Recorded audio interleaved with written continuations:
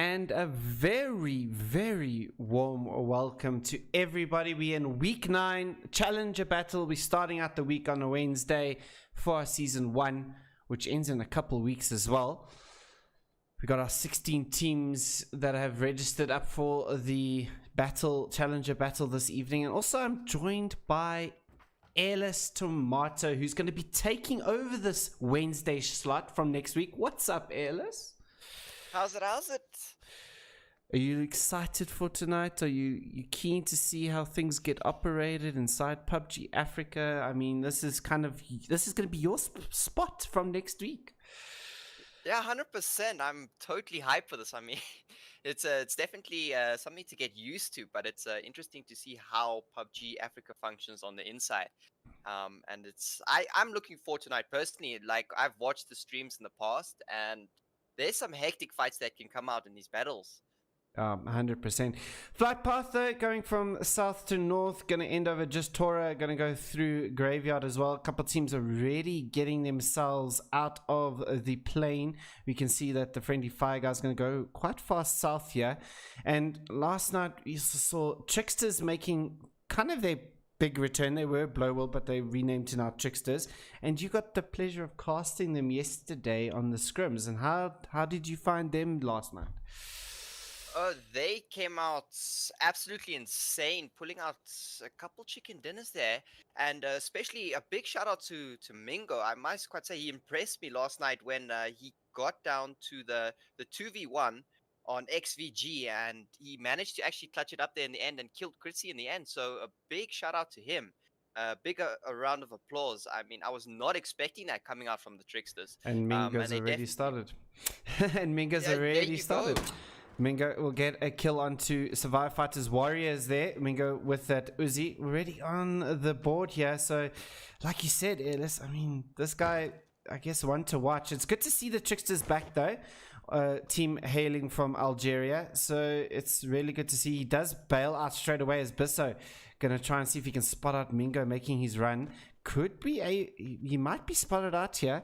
He does indeed get spotted, but he does get into the car just in time. And Mingo going to be, but Warlix is going to come back and fire some shots over towards Bisso, leaving that as Diablo will run over his teammates in the background there. But Mingo will make it out without problems, and does get a little bit stuck on that rock over there as well. But everything's going to be okay for the Tricksters for now. And looking at the circle, Ellis, I mean, for Brothers in Arms, they're going to be happy with this circle at this point. Oh yeah, they're gonna be loving it. I mean, it must be awesome, the feeling to have when you have that center zone. It's a relief, as you do not have to rotate. You know that your limits of dying, it's limited. Yeah, basically. for sure. I mean, they got Al Zahar there to loot up as well, so it's gonna get them some good loot there as well as Joshi Boshi in the south hand side is going to pull off of this as Red Shadow X has jumped up towards this compound here, but Doshi going to be just soloing that one out, going to be making his rotation out. Diggs also coming in for Factress Gaming, obviously helping them out a little bit here, which is, good to see. I know Diggs has got his EU team that he's also heavily concentrated in, but he also wants to try to, keep in with the scene as well. Obviously, he was playing for White Rabbit Gaming as well. This man is a very, very, very well skilled player, hailing from the EU as well. So good to see him back in the fray inside our PUBG Africa scene. And I think for now it's pretty chilled out here. I mean, we saw last week, Ellis, I don't know if you watched the stream last week with Wednesday night, but Bipolar Bots making their return was a pretty good return for them. And obviously, you know a little bit more about Andrew, hailing that you used to be part of some of his teams as well. I mean, this man can definitely shoot and aim, that's for sure. Oh no, 100%. And I mean, I'm quite excited to see. As you said last night, I wasn't able to catch the stream, unfortunately. But I'm sure tonight, once again, like you said, they'll come out with a bit of a banger game. Maybe they'll surprise us with even maybe taking a four in a row chicken dinner. I mean, it is something to maybe keep an eye on. You never know. You never know. But you know what I like about these challenger battles is because it is so close. Like literally we had it that one of 6 teams could have won out the lobby last week, and it's it's great to see that sort of competitive level come out from these guys, and it makes everything it is a little bit less skilled, if you want to call it that, because these guys are the bottom 16 of the leaderboard at this stage, but they're playing in where they can experiment and get a bit more comfortable with rotates and all this sort of thing, which helps them a little bit later on as well. As we see, Vampire is going to go out for the drop. Let's quickly see, as I'm really screwing up the observer file today. Let's see what he's got over here. He's got the Orm. Do you like the Orm? No. Now, I'm a Bolty fan, so I always love to see those Bolty shots. That is the most powerful gun, or Bolty, I should say, in the game. 100%. And there's some cool shots that I've seen happen with that in the past, going on to even Hot Diggity on that Erringale Mountain. When he is bang off a shot. As Flash TTV will take out Wally in a drive-by there. Or he was shooting off Wally there as he was trying to get himself in, but it looks like he will get this flash. Does look like he wants... Oh, he actually throws a machete towards him. Okay, some fighting, some a little bit of banter there coming out. I love it. I like a little bit of banter coming out there, finishing off with style, I guess. We can see obviously this is new 2021 settings as well. It does take a lot longer for phase 1 to make its movement, but it also allows his team to get a little bit looted up as well. And I know you've played in these settings, right? Because you did manage to play one of the games as well. How does it feel for your perspective? I'd asked this with Viking last week. From your perspective, how does it feel playing in this sort of 2021 rule set?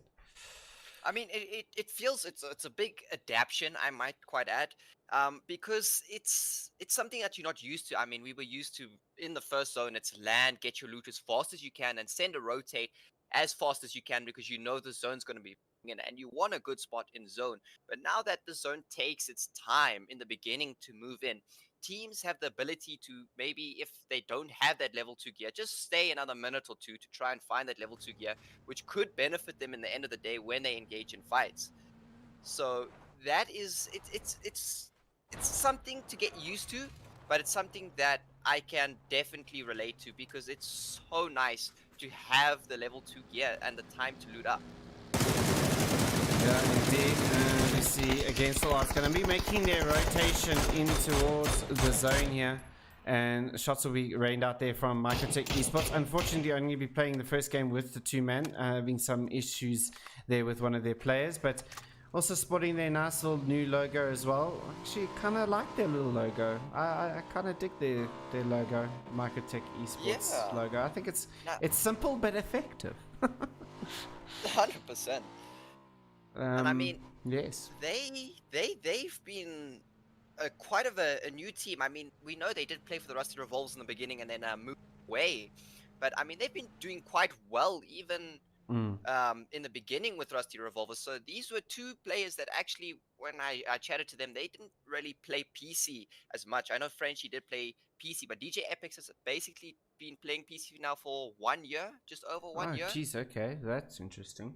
And he's a very skilled player, I must say. He's probably one of the, I think in the beginning of this year, has definitely been one of the guys to watch for sure. Coming into this, and now as we see Fractus going to be making their rotation just around the members of Microtech Esports here. I'm going to stop in this compound for now, but yeah, definitely DJ Epix has kind of caught my eye here, because I mean, this man can definitely hit shots, and it's good to see that this guy's adapted so well within such a short space of time inside a PC scene. So it's definitely, I mean, he's definitely going to be picked up by a bigger team, I would say, fairly shortly as well. I see that coming. He's got a bright future. I mean, if he can just keep it up now, I mean, any team would probably accept him in if he had to maybe go try out for them. I do not really expect them to turn him down, because like, I've played a couple games with him and he carries me, so but I mean, certified noob.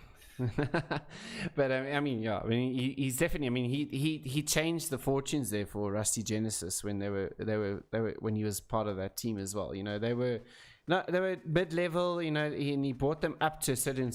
You know, they brought him up into the top 8 at one point as well. So, yeah, let's see what happens with him for the rest of the game. It's going to be 2-man. It's going to be difficult as well. But everyone seems to be getting into the circle without issues at this stage. And we see Survivor Fighters coming in from the southwest, in from the south. There's Red Shadow X all going to be clown carring it in, well, in a van, nogal. A minivan. This is going to be a bit rough. It is a tank though, so you don't have to stress too much, but you being slower, it's not the best rotate here, Ellis. It's really not the best. Yeah, you're gonna see now why we don't like that vehicle, and and there comes the switch. Yeah, there comes the switch. Already getting themselves off of that minivan as quickly as possible. Get into a truck and let's get themselves back into that zone. Circle shifts down towards the south here, and this is an interesting one here because we got a bit of junkyard here. I mean, generally we do see it end on this, you know, just off of this compound that we normally see on this crossroad. Quite a powerful compound for teams to, or popular compound for teams to hold. But it's going to be interesting to see where people want to make their rotations. Deathmark and Against All Odds here, pretty much just off the center of the circle at this stage. Looking pretty good for now. DJ Epic's going to take some more shots over towards Factus Gaming as he pulls back and just letting Factus know that he's here, really, I would say. Yeah, pretty much. I mean, I took a look at the map now, and Brothers in Arms, I'm just looking at them, and they have not moved. They have only started their rotate now to come more center, so they've had quite a lucky first 2, 3 zones. Well, this is phase 2, so yeah, it's only phase 2. Remember that long phase 1 that we get. So, I mean, we got Brothers in Arms here. I mean, they haven't had the best of times of recent late. I'm sure they're going to want to correct that as well. I know they were having some major ping issues last night as well that I heard via the grapevine as well. So, you know, unfortunate for them last night and during the scrims, you know, getting themselves some practice while coming into the challenger battle. But, you know, this team does have the potential. They just got to put all the blocks together to just get themselves up into that top 16 yet again. I mean, we saw how well they played for 2 weeks in a row. Get into the champion. It didn't seem to go well, but a fight's going to break out here on the side near the center as Ucha going to take out one of the members. A grenade comes in, and that's a great grenade coming out. And Crusher Zede going to try and make the push on towards Dan. Dan gets knocked out, leaving just Deathlock alive here for Against All Odds. And can Crusher win out this fight against Deathmog? Will Deathmog make the push here? Looks like he's just trying to. Diablo's going to go for the pickup onto Kipu, as now Diggs is taking some shots on towards Deathmog, and Deathmog needs to be very careful putting him down to 37 HP. And Against the Odds it just not seem to be working for Against All Odds at this stage. It just seems like they get stuck in really odd positions. But Diablo, doesn't opt to push over this hill. Ellis, I mean, we could see another race coming out here from Against All Odds, and this might buy them some time. But obviously, Fractious Gaming helping out Against All Odds a little bit, as I see they are putting some shots there onto the top. Yeah, and Brothers in Arms is going to take out Tunisian Rises in the end, and Death Dan will take out who took out. That was an interesting little fight there. Actually, not entirely sure who killed who there. That was an interesting fight there, because a couple teams were taking shots. Brothers in Arms and Factors were taking shots onto Tunisian Rises. They get knocked out there, and Against All Odds survive very slightly. But in the western side, we saw Bipolar Bots busy taking on the fight with Fairy Crew, and both of them getting 2 members down on each team here. And Bipolar Bots, I mean, again, picking up from where they left off. What does Rumcut do here? Spots out Schizo, does do a good headshot on towards him, doing 64 damage as he pulls back just behind the ridge here. Lazan, can he get something out of this one? It's not too bad. I mean, Fairy Crew just holding. They're not opting to do a hectic push. You can see the util now coming out from them, but I think that Fury Crew will not opt to push down or opt to move at any point of this stage, because they're just going to be relaxing on this mountain as they are in zone and are in quite a good position. Shots. It looks like Yeah, shots going to get rained out from Deathseeker. Serenity will get taken out by Zach, whose Bish is just on the opposite side here. We got a Deathseeker's just inside the compound here, just playing separate of the compound. It looks like Outcast has spotted out Zandog and will take out some shots. Also, and as far as I'm aware, these two teams are also kind of friends as well. You know, they got a couple people here, Bish and Friendly Fight, and Deathseeker's all a bunch of friends as well. So, you know, good to see them taking some shots at each other in this way. You know, we'll look for that's hectic banter. I might quite add. For sure. It looks like Franny has disconnected and is bleeding out in the blue zone there, which is really unfortunate. Warlick's going to be the last person standing here for the Rusty squad as they get themselves in towards Al-Azhar. And Franny will get taken out by the blue zone there. And still coming in from the south. Tough times for Friendly Fire and Red Shadow X here. But, oh, Trickster's come on top of the hill. And going to be taking some shots on towards Bipolar Bots here. This is not looking good for either team, Fur Crew or Bipolar Bots. Is that a kill steal there? I think he may have knocked him there, but whether it is he's got the kill in his bag. Tricksters move themselves up to 3 kills. Looks like Lazan's going to just yeet it out of there as quickly as possible with Mr. Lab. Now, last 2 members standing here, but behind them, making their way up the hill here, we got the Wolf Quads. This will be interesting to see if they continue any further up this hill. Factress moves in towards the center of the circle as Mr. Lab there will be able to flush out Fair Crew out in 15th position. And will pick up their 3rd kill of the match. And Bipolar Bots, you know, it's been sketchy, and going against Fair Crew is not the easiest thing to go against Fair Crew. So Bipolar Bots impressing again. 100%, and I think Lab with that AUG, that drop gun, definitely helping him quite a bit there, especially with the level 3 gear there too, definitely giving him a bit of an advantage over the Fairy Crew. But nevertheless, still a very tough fight. Or as Factress will take out Red Shadow X there as the circle moves over towards the western side, leaving 1, 2, 3, 4, 5, 6, 7, 8 teams out of the circle here out of 13. Only a handful of teams inside the circle at the moment, but it's going to be a bit of a dicey little rotate here. I mean, there's a lot of paths that have been blocked off here. Survivor Fighters resume their fight, but just behind them comes the Friendly Fire members here. Does Survivor Fighters know the Friendly Fires made their movement into this compound? That would be an interesting one to note. I mean, Friendly Fire could deal a bit of damage here, dude. I think that the firefighters could definitely, if they manage to sneak up behind slowly but surely, they could get a very easy, maybe 1 or 2 kills, or maybe even wipe the whole of the Survivor Fighters. But I mean, now they've just given away their position, so now it's going to be a bit of a gatekeep coming out from the Survivor Fighters, I would assume. Yeah, 100%. But just in front of them, yeah, pulls up Microtech Esports, making this movement. Death Odds would have obviously heard the bike coming into here, and Friendly Fire is going to stay in the compound for now, but they're outside of the circle at this stage. But it looks like Microtech is going to try and gate Friendly Fire from making the movement. If they need to be careful of Survivor Fighters, because just behind him, Death Odds not advancing at this stage, so it's going to be a little bit of an interesting fight here. Friendly Fire though, a worse spot. I mean, they're out of the circle, and blue zone's coming. No vehicles. And yeah, no vehicles. There's no way out of this compound. They either have to get 2 knocks here from either both of these teams onto the Survivor Fighters or Microtech Esports, and they need to at least get a knock on each team to maybe even push out of this compound.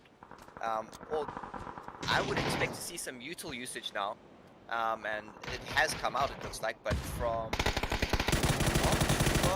the firefighters, which is quite interesting, and I think this would be the end of the Survivor Fighters here.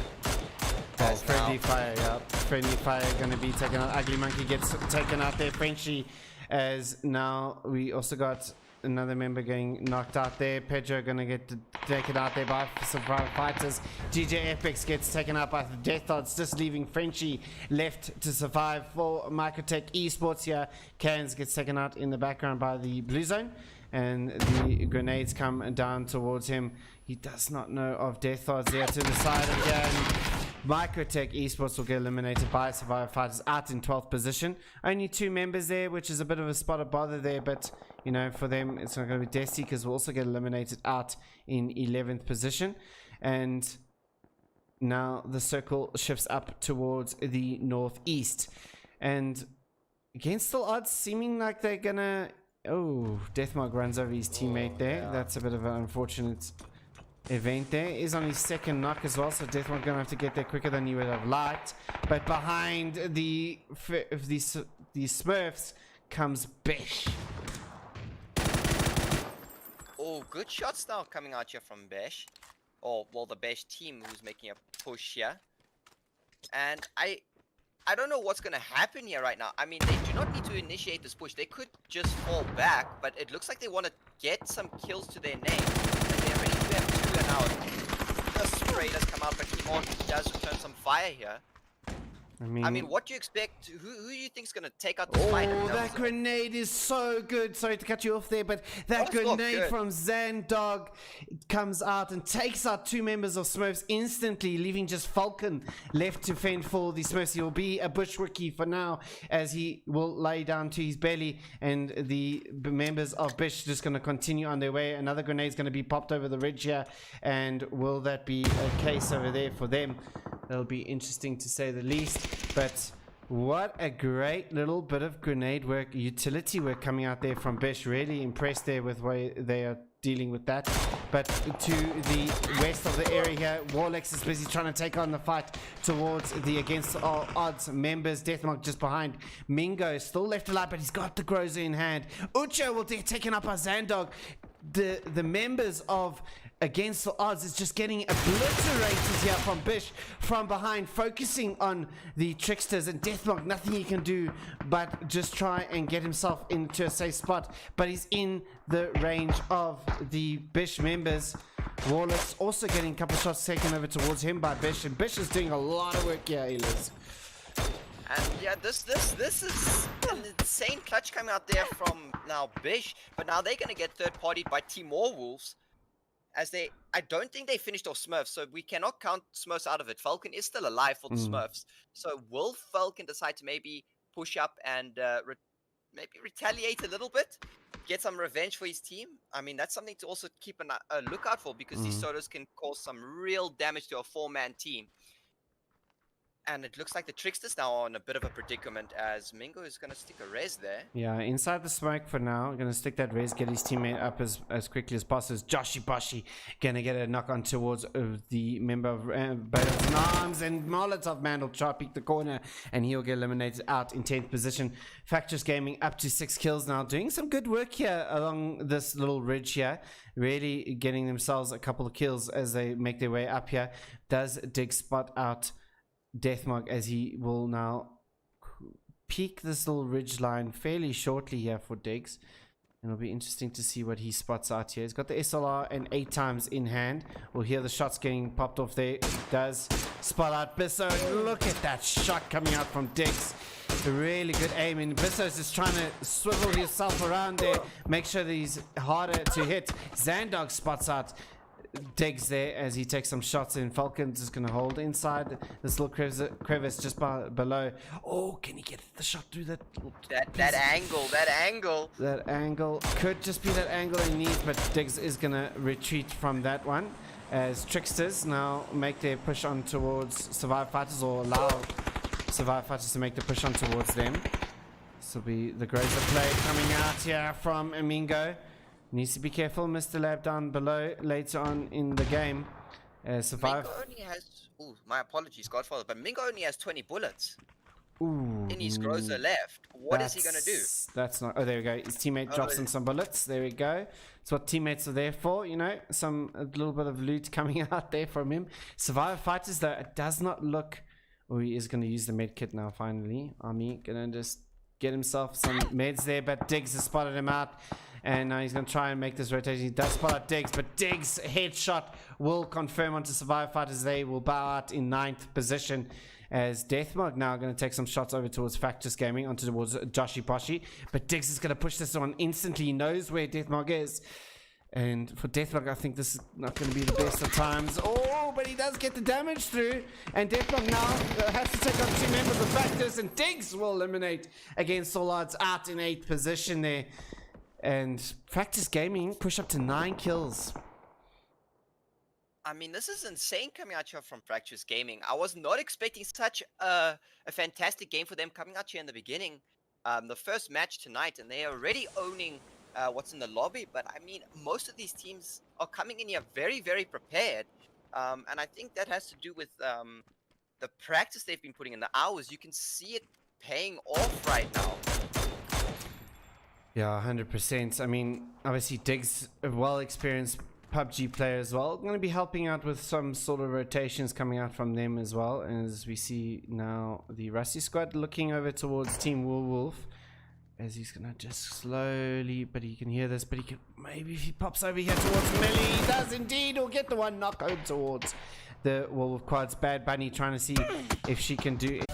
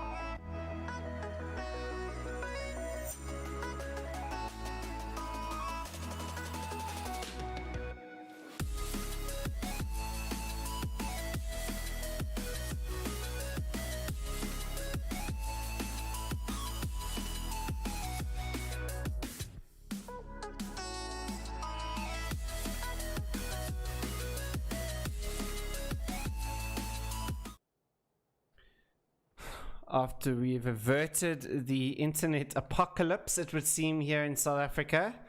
I do apologize for the delay, guys, but as many of you are also quite a few South African teams in here would know, well, our internet just died.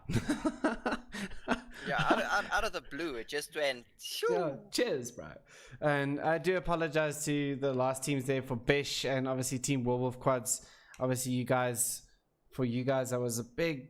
Sorry, guys, man, we couldn't catch them, but Bish did win out the chicken dinner with Team Werewolf Quads coming out in second. Third position was the Tricksters. So yeah, it was a pretty exciting end to the game, to be honest, and I'm really sad that you guys missed it. I did try and recover it. It was waiting there, but it just didn't allow me to do anything about it. But anyway, I digress. We go back into match number 2. Let's hopefully no more issues tonight with internet in South Africa. But this flight path is airless. I mean, it's not going to be favoring teams who like to go Chumi and Loss. It's going to be a bit of a stretch for them. Oh yeah, 100%. I mean, these teams now have to maybe improvise when the flight path is not favored them. Maybe they do have a second drop spot, or if not yet, I hope they do get one. Or they'll just improvise and decide where they want to land. Three teams going to be heading over towards Al Zahar here. Sorry to buck you off there, but three teams going to be going to be heading over towards Al Zahar here, or not 2 at the moment against the Lords and Brothers in Arms. This could be a quite a spicy little fight that's going to dish out towards them in the end. But yeah, what are you expecting in this game in match number 2? I honestly think that now teams with the zone will actually maybe benefit here. As we do know, we do have maybe a little bit of players that did not join in time because of the internet, unfortunately. I'm just going to put it out there, #BlameViking. But if you guys don't know, you will get the trend soon. But I think teams with more members should be able to clutch this out now. There's a big advantage now for them. But nevertheless, a 2-man versus a 4-man, all these players in here are definitely decent. They can clutch it out. So I'm expecting to see some hectic fights still happen, even though there are less members in here. I mean, a winning shot coming out there from Diablo onto Bisso as the shots get rained back towards him as well. But looks like he might just be able to... Oh, he does hit Bisso there. 79 damage. Can he do it? He does confirm on towards a kill there with a Winchester, which is pretty good to see when he coming out to play. But this circle is shifted very high up towards the northwest, and only like literally 3 teams pretty much inside the circle at this stage. And it's going to be a bit it's a pretty hectic circle, that is for sure. I mean, we're looking at this is not good for teams. This is going to be tough rotates coming in here. I mean, that zone, you don't see it often. And I mean, it's not often that we see it land all the way up on the north side. So like this, most teams have planned their drops of basically in the center of the map, some basically down in the lower in Los Leones, as we do see most of the time. But I mean, as you see now on Minas, most of the teams prefer central parts of the map, or try and get as close to central as possible. But I mean, with that flight path, you can see they've actually spread out quite a bit, and this may be a little bit easier for the teams on the top right and the top left of the map to rotate in now. When it comes to now rotating in to these teams here at the bottom of the map, it's going to be a bit of a difficult rotate in for them. But the majority of the teams are here towards the bottom of the map and basically in the center of the map. So I'm looking forward to see what rotates they do come up with. We might see some new rotates. Maybe some of them already have planned rotates in. So I'm interested to see what kind of rotates are going to be coming out right now. Yeah, it'll be interesting. I see a couple team members not actually getting into lobby. I know the lobby is up for quite a bit there as well, so that's also a bit of a problem. But the Brothers in Arms going to be rotating right past Rusty Squad here. And the Winchester looking to go as we got a bit of a buggy spectator here. There we go. We fix it by just switching over to third person. But the shot's getting rained back towards him. This is, some little bit of aggressive play there coming out from Brothers in Arms, and they're going to continue on their rotation there. Not many, like we said, this is phase 1, 2021 rule set. It's 240 seconds before the phase actually starts. So it gives these teams an extra 60 seconds in total, an extra minute here to get their loot as much as they want and get themselves all set and ready to go. DVS, I see, has made his debut for Factus Gaming. He recently was in with the NX Legends, and he's now moved himself over as well, which is, this is good. I mean, the guys find out where they want to be, and this is, you find the team that feels like home almost, 100%. And I mean, maybe the gel there and is even better than it was in his previous team, and I mean that just benefits him and the team overall. So it is good for players to try out different teams every now and then to see maybe if they gel better with certain other players, because you definitely need that gelling there. Because then when it comes to team fights and situations where you put in where you do need a team member to back you up, they do have the coordination to work together. Definitely. So some people making their rotate. Bish has made their rotate out of Power Grid. We can see the bipolar bots making their way up towards the north. Mr. Lab is going to shortly join his team. Red Shadow X, though, looking to get themselves as quickly as possible in towards the center of the circle, or just off the center of the circle. Wide rotation coming out from the members of Rusty Squad, and just in front of them, pretty sure we're going to see Microtech going to be just in front of them as they start their rotation as well. And I mean, teams starting to rotate quite well here. Trickster's going to be watching Fractus making their movement. Kalapali going to take some shots over towards Wally. Kalapali and Wally. I mean, we got some interesting names there. I mean, that's cool. But DVS is going to make his rotation there. But Fractus gonna continue on their way here as Wally's trying to find himself a position to make this rotation, and not many shots connecting at this stage. So for Fractus, it's gonna be okay for their rotations to come in from there. Survivor Fighters, we got Tunisian Risers who are still sitting inside of Impala, and then the two members for Death Seekers on the opposite western side of the map here only managed to get in two. I know a couple of their members also were struggling with the connections as well. Yeah, and I mean that's just unfortunate. I mean, the whole of SA just all of a sudden or the whole of ZA just zoom for a couple seconds, no internet. It was weird, but at least we're all back now. At least we're back. We can continue on the cast, and we can continue. Hopefully, the next game teams will be able to get their full teams in and start it out yet again. As we see there, Mingo is busy taking some shots over towards Against All Odds as they make their rotation in towards the zone, which will just be behind Factus Gaming as well. And I must say, Mingo's been impressing me lately. So it's very, very, very nice to see him actually perform. So he's someone to watch quite often, and I'm loving it right now.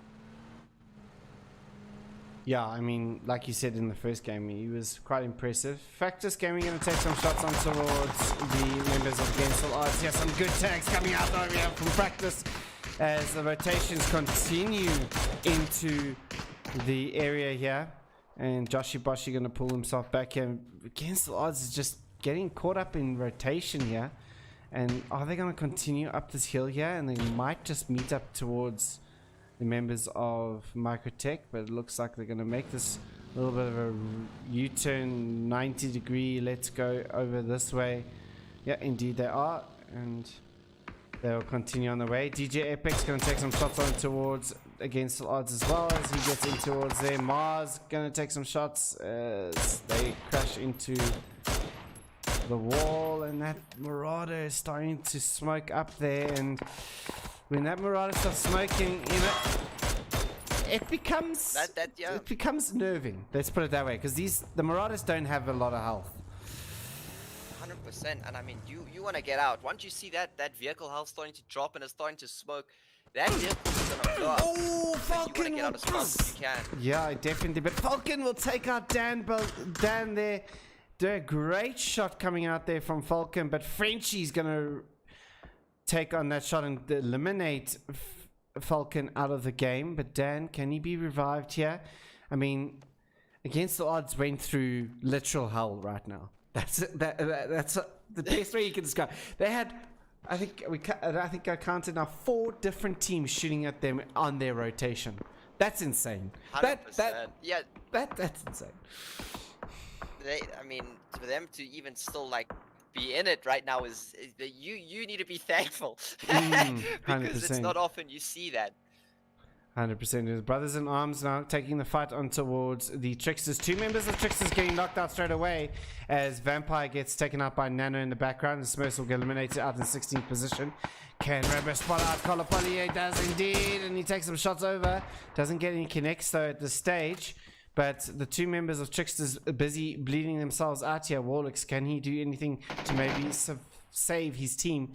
But Rambo does a great headshot on towards Warlocks, will lose his helmet, and looks like Brothers in Arms is holding this compound very well, and they're going to continue on to try and hold as Slayer pushes out and will eliminate Mingo, and will pick up their first kill of the game. Molotov Man just looking to see on the edge here to see exactly what he can spot out. Slayer going to be holding his Rambo, pushes out the compound here. I like this little bit of aggressiveness coming out here from Brothers in Arms, who has spotted out Warlocks. He'll bring out the SLR yet again with the 4 times. Colapelli going to take some shots. Just need to wait this one out. They will get to the res though, Airless, and this could change things a little bit here for Tricksters. Yeah, I'm definitely wondering if they get this res off now, it becomes a 3v4 situation, so it definitely does help the situation that the Tricksters are in right now. But it's interesting to see that Brothers in Arms have not pushed out the compounds. They holding back on the aggression, which may be smart at this point of time, as the compound is still the stronger position. But at the end of the day, you still need to move to zone.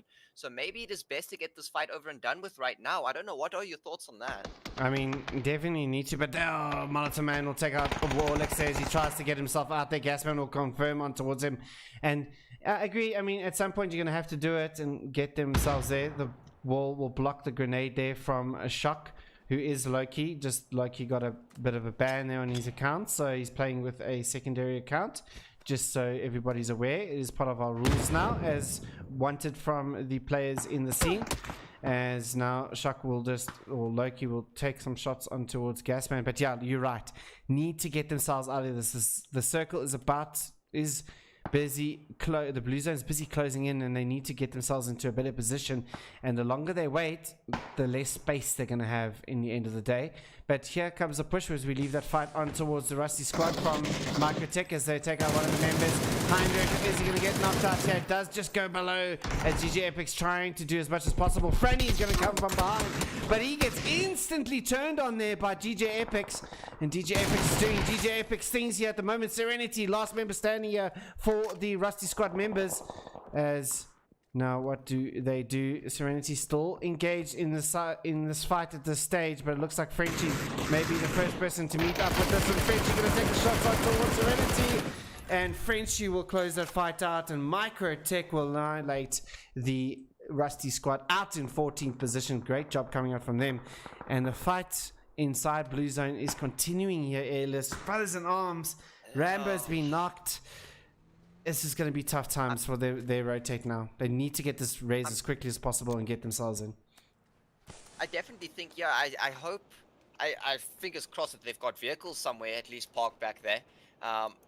And then now it looks like the Tricksters, the Tricksters will be getting a bit of an advantage here as they do move into zone. And now they'll be able to maybe gatekeep Brothers in Arms if they do arrive there in time. But I mean, if we can just go back to that previous fight there with DJ Epics and Frenchie, like I mentioned earlier, they were a 2-man squad and they have just wiped a 4-man squad. As there's players in here that are... It's 3-man now. It's 3-man now. My apologies. Yeah, it's 3-man now. Nano's still alive. Yeah. But nevertheless... Yes, I mean, they took it on 2. I mean, they took on 2v4 there. And Nano's way on the opposite side here, on the opposite side of the hill, holding position for them. So in essence, you're right. 2v4 and they did it. I mean, it's absolutely insane. But now the Tricksters are moving in. Do you think we're going to see another good game coming out from them? But I see there in the background, we do have a fight happening with the Fury crew and the Survivor fighters.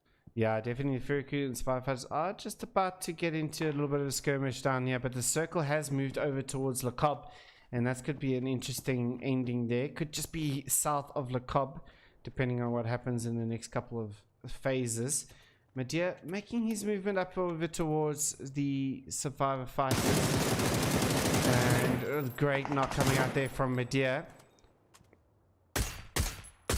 And I wonder what we're going to see now. The Fury crew is going to definitely want to gatekeep this. They see this as 3 easy kills, but they need to do this extremely fast, because if they don't, then they're going to have the same situation as Brothers in Arms and the Tricksters were just in. And you do not want to be in the zone at this phase. Medea will get another knock onto Survivor Fighters. Warrior will get knocked out and flushed as well. And Medea is just doing some major damage on towards Survivor Fighters. Death Dots, though, doesn't spot him out. The shot's going to get rained out. He does get a tag on towards Death Dots, but the rest of Fairy Crew are pushing down into this. They're going to push in towards the zone there as Rambo gets taken up by the zone at the end of the day. The grenade comes out, and this grenade is going to be, just a little bit too far. It goes underneath the vehicle. And Death Dots is doing everything he can. He'll get a knock on towards Fairy Crew. The vehicle will blow up. He gets exposed. And Fairy Crew will eliminate Survivor Fighters out in 13th position. What calamities there. That was something to watch. I was not expecting that vehicle to fly up in the air like that. and just exposed. Insane stuff coming out there for sure. Is now we see Bish going to take some shots over towards Team Wolf Quads here.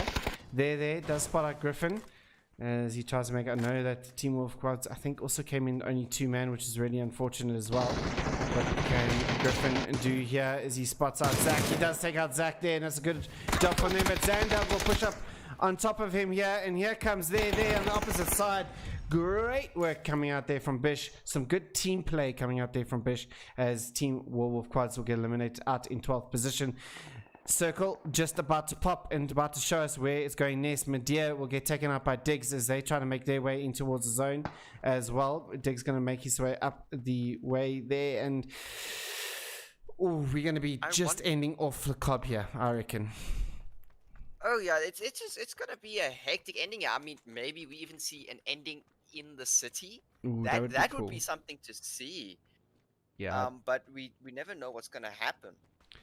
Instantly, Microtech here, the vehicle of Tricksters coming in here, and instantly you can see they just turn and they're making their way forward to it. Nano making this aggressive push over towards the Tricksters here, as he gets a kind of a flank position on towards 8 kills already here for Microtech Esports. Has been spotted out by Microtech, but Nano is going to be calling out for some more information there as Fairy Crew getting eliminated by the blue zone in the background, and you will push out here. Diggs will confirm into one of those. Shots will get on towards Nano. Great work there coming out from Shock, and he will now manage up it from his right hand side. Frenchie and DJ Epics though could be pushing on towards us, but I think for Nano it's gonna be tight. They can still get that res though. It just depends if Red Shadow X has spotted out all of that out. Against the odds though, have been moving themselves closer and closer to the center of the circle inside the city. Factus Gaming still sitting on top of this hill here, can oversee pretty much the entire circle radius here, so this is going to be interesting to see. Microtech will advance on towards them, but Red Shadow X has spotted out DJ Epics. Will he actually go for the push here on towards Shock? Will now go as DJ Epics can definitely win this out, but I think it's just going to be a distraction as now Frenchie, he's on the flank, but I think Nano's just heard him. And I mean, Frenchie as well, very, very decent player. As you can see that if you look at most of the teammates in this team, as they've managed when taking on teams, they've each gotten a kill, roughly, which is nice to see. So it is quite a balanced team when it comes to fraggers, if you look at it as a fragging point of view. The grenade gets popped off there. Shock makes his movement down here, but I think DJ Epics is going to be the first person to meet him out. Indeed he is. And the shot gets rained out. Tricksters will get eliminated out in 10th position. There gets taken up by the zone. It looks like it may still have some issues there somewhere. Maybe he had a disconnect during the fight. And I hear a MK being popped off somewhere. Where is that MK? I want to Now hear that gun Where is a is gun this? you always want. Oh yeah, 100%. Diggs has got the MK. There you go. Oh, you don't want this man to have it and be against this man with the MK, and he will take some shots over towards Death Seekers as Brandont will be taken out there, and in 9th position will get confirmed as Bullet for Days gets taken out by Wally, and Death Seekers out in 9th position. 4 kills here for Fractus at the moment as they continue making their way down, but they got a tough rotation here, Airless. I mean, they kind of exposed. They do have vehicles, but thank goodness they got vehicles. Otherwise, going down this hill is going to be an absolute death valley for them. But Yeah, the vehicle's going to help. 100%. And I mean, they do have a ridge to play, just on the left side of the bottom left of the map there, which could help them. They do not need to go straight into the city just of yet, so they can wait it out to see where the zone pops. But I think their prediction is that the final zone will actually be landing in the city. I think just off the city. I'm going to take bets just off the city here. I'm going to take All right, well, we're going to take a look. Yeah, we'll take a look fairly shortly. We'll see where it'll all end up. As we see Brothers in Arms will get eliminated out in 8th position after their fight with Tricksters, and now Against All Odds will eliminate them out. Bish just in the opposite compound here towards Against All Odds, and just across the road, Friendly Fire will hold that compound, as Fractus will now spot out Bish inside the building there, as Wally takes some shots on towards them. And Bipolar Bot still making their way as a 3-man, and this could be a fight that may just pop off fairly soon if they're not being spotted out by Bish.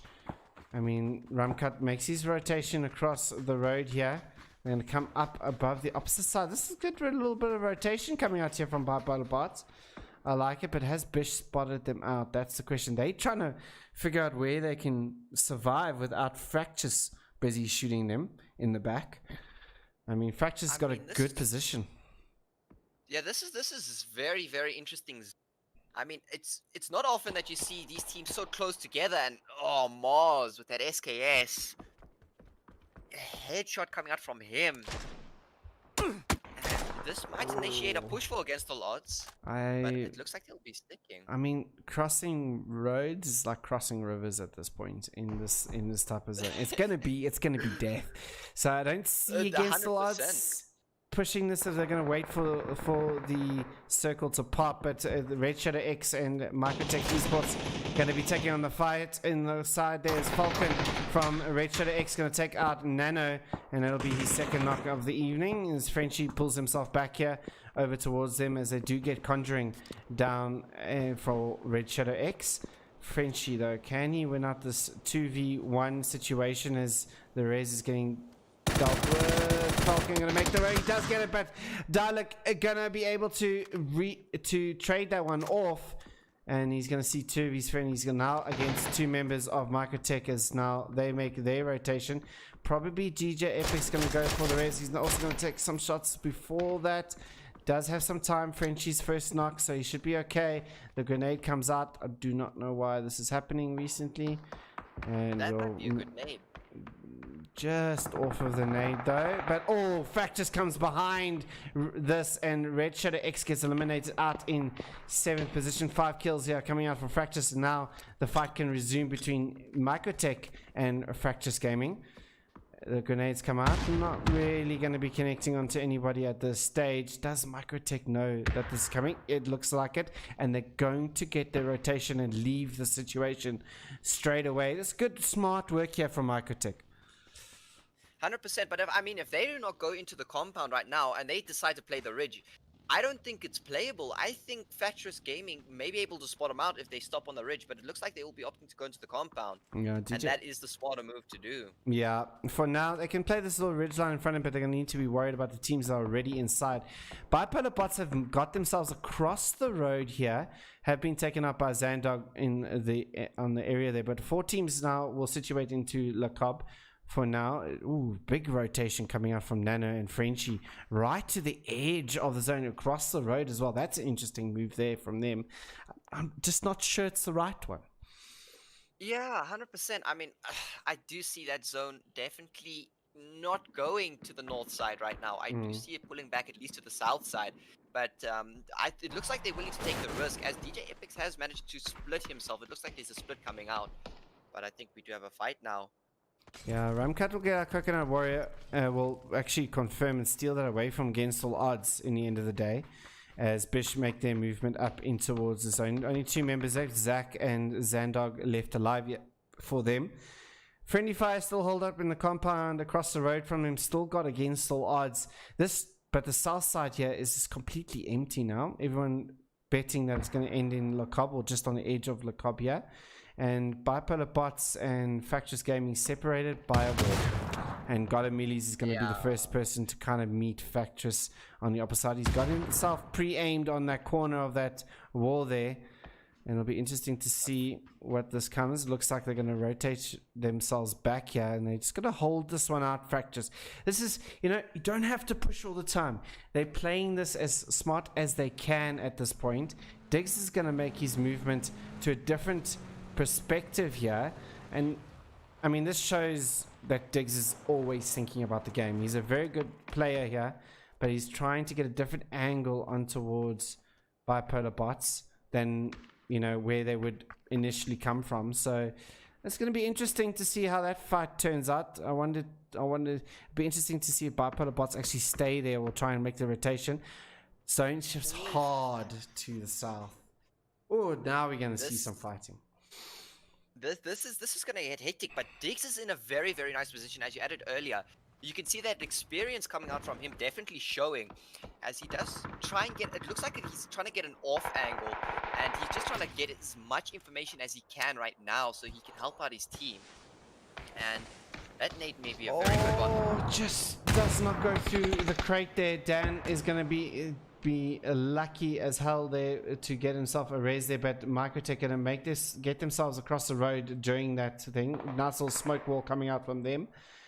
Friendly Fire still inside the building. They also now looks like Bipolar Bot's going to have to deal with the members of Beshia who are coming in from behind them, as Diggs now will take out one of the members of Friendly Fire with an MK. Shots come raining out. Good stuff coming out there from God of Millies and towards Zandog. And we'll just be left here with Zach left alive here. He has got the knock on towards him. We will throw out a grenade. I don't think that grenade's going to... Oh! Does confirm on towards Ramkat, and it's just Zach. The question is now, does he peek this? Will he peek this? Looks like they kind of know where he is at this stage. Mr. Labs throwing out some mollies over towards him. Now he's going to hold the one corner that he knows he's going to peek from. Yes, he will hold. I mean, I would like to see this from Labs. I wanted to see him actually go up onto the container, maybe with a little bit of aggression coming out from him. Zach gonna pull away though, over towards Zandog and get that raise off. That could play a big part later on in the game. Yeah, these two teams though, just carrying on fighting with each other. Not much gonna be happening. Wezaton as Pedro gets taken out by Diggs with the MK. And Diggs is doing a lot of damage from this perspective here. He's just literally got everyone in his scopes at this point. 100%. And I mean, what doesn't help is that he's got that MK, that damage from that gun. He just needs to hit one headshot and a body shot. And I mean, if they're below that 75 HP mark, one headshot will do it. As you see that gun is a powerful, powerful gun. God of Millies. Well done, sir. And here come the fight up between Against All Odds now and the members of them. But it looks like DJ Epix is going to win that fight over for now. I mean, it's just too much action happening inside here as DJ Epix now looking to see what he can spot out. Wally going to take some shots over towards DJ Epix. Against All Odds trying to get themselves across here. They're going to be fighting the blue zone all the way. Dig's going to take out Nano. And it's just, this is just, Factus is just in the best position to literally wipe the entire server in front of them. It is absolutely insane. You know, I was expecting to see some util usage now. More nades and mollies from these teams on the edges here that are still in the city trying to make their way where there's only walls separating them. I was expecting to see some nades and util going over, but it looks like they want to save it. As I can see against the odds, they haven't jumped util just of yet. They're playing very passive, and it looks like it is paying off. We'll take some shots on towards friendly fire. Godemillies will take up Petro as he tries to make his movement in, but Godemillies is just cleaning up everything that Against All Odds is pushing towards them at this stage. So for them it's all going to happen, but Mr. Lab will take out Wezatron, and listen to the bullets just getting rained out everywhere. It's just insane, Airless. Where to pick a fight at this moment is just impossible at this moment. Microtech get eliminated there in fourth position as Against All Odds make their movement up, but Against All Odds also gets eliminated in third position, and it just leaves the two teams left alive. It's Bipolar Bots versus Fractus, and Fractus got everything at this moment. They got just literally, they got the best position in the way. It's Wiley gets second up by Godemillies. Godemillies gets a return fire there. Good little trade coming out there from DVS and Mr. Lab. Now last member standing here for Bipolar Bots. Is he going to go for the raise? He is indeed. Dashi Bashi also getting knocked out in the top, and the final zone gets taken out, and whew. This is interesting. I mean, I was expecting a push there from DVS after he got the knock, as they do know by now it is only one member left alive. So I was expecting a push there, but apparently not. I think the call coming out from Diggs, the experienced players, and maybe just in general as a team call, is that Joshy and Diggs can't cover him if they do push in. So yeah. I think they still do want that cover from their teammates. Yeah, keep the numbers alive, I guess, in the end of the day. They're going to know it's two members left. Whether they're from the same team or not, but clearly he's not bleeding out. He got the knock, so they will know that's just one team left as well. Smokes are coming out here from Bipolar Bots, and this is some good util usage already from them. DVS needs to stay put, though, as we see that he's just going to literally stay here. All that grenade does some good damage on towards Godemillies, and another grenade is going to come over towards Mr. Lab as well.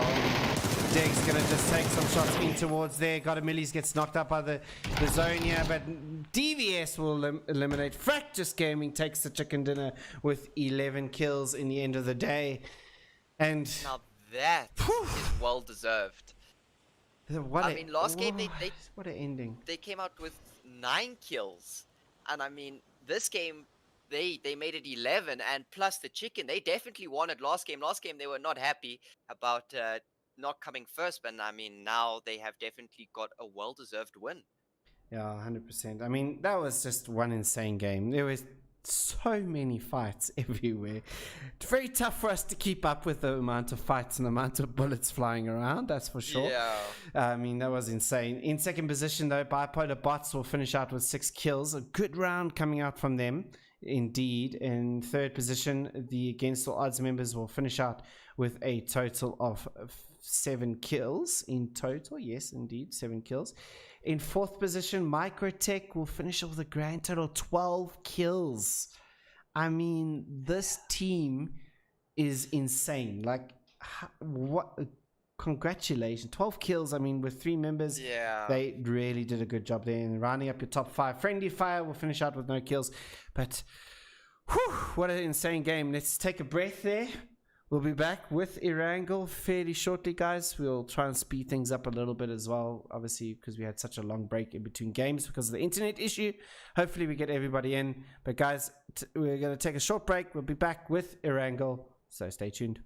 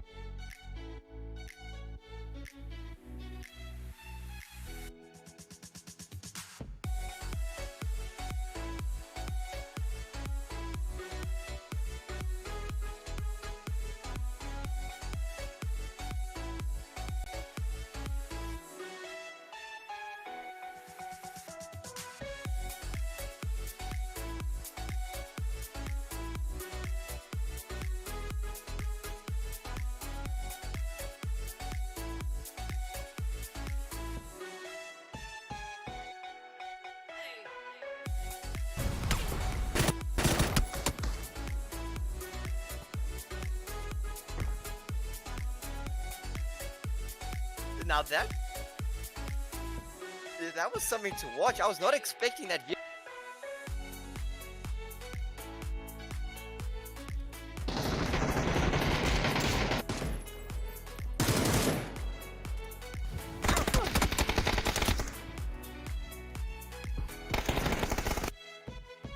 Nice to see. So it is quite a balanced team when it comes to fraggers, if you look at it as a fragging point of view.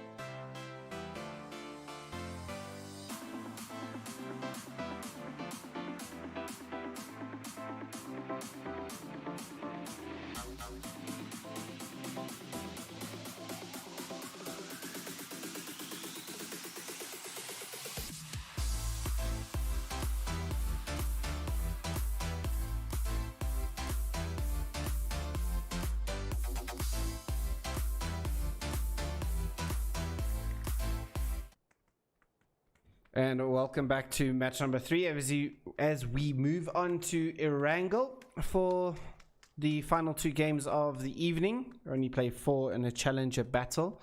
And Ellis Fractus in that last game, that positional advantage, just too good.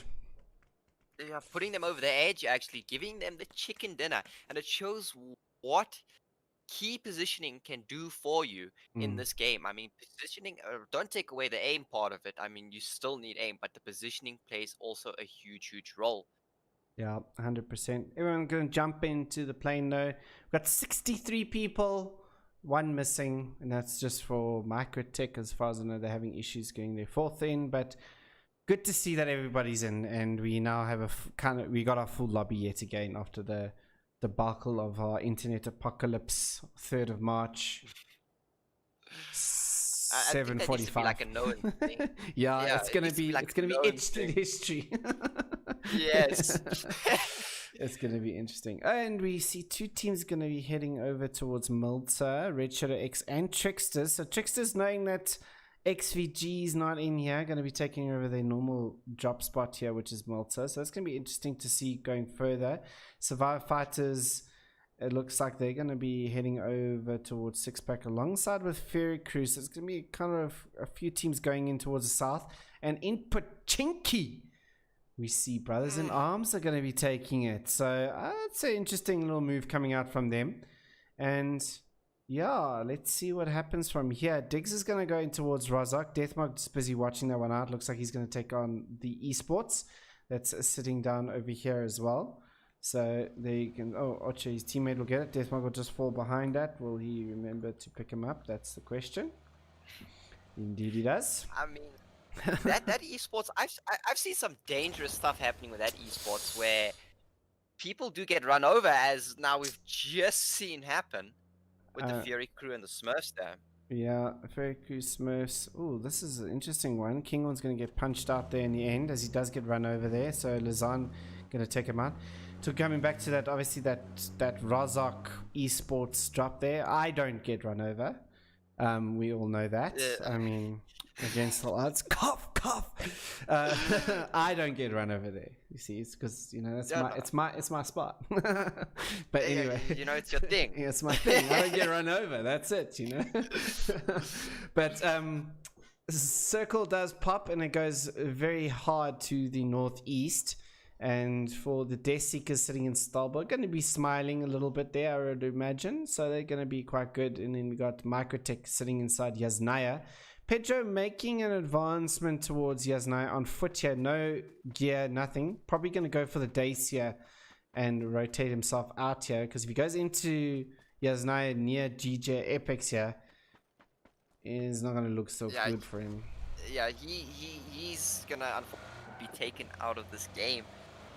Looks like he's doing the wise thing. Yeah, he's doing the wise thing. Yeah, he's moving back. And I mean, now we're on Erangel, so it is a bit of a change of atmosphere for these players right now. Fresh air maybe for some, as some do not like Miramar, some like Erangel more than Miramar. So it is a bit of a break, I could say, for some of these teams. And I think some new strats maybe for separate maps we could see come out, as we just seen like something coming out from Brothers in Arms landing in Pochinki, like out of the blue. We might see some new stuff happening. I mean, this is good from Brothers. I like that they've landed Pochinki. They've seen that obviously the teams that generally do like to go to Pochinki aren't in this game.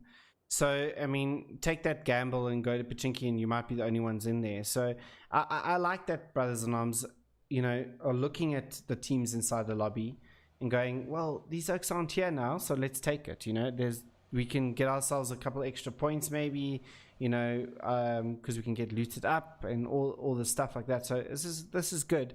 I mean, coming also back to the conversation with you having obviously Erangel, some teams are more comfortable on Erangel versus Miramar. Some teams are more comfortable on Miramar. We've seen like the likes of NX like kind of dominate Miramar sometimes, like literally no one can touch them in Miramar, and then Erangel they kind of fall off a little bit. It's like they favor that map a little bit more than Erangel. So it is different for each team. I mean, this is the map that we've all played on the longest, let's be honest.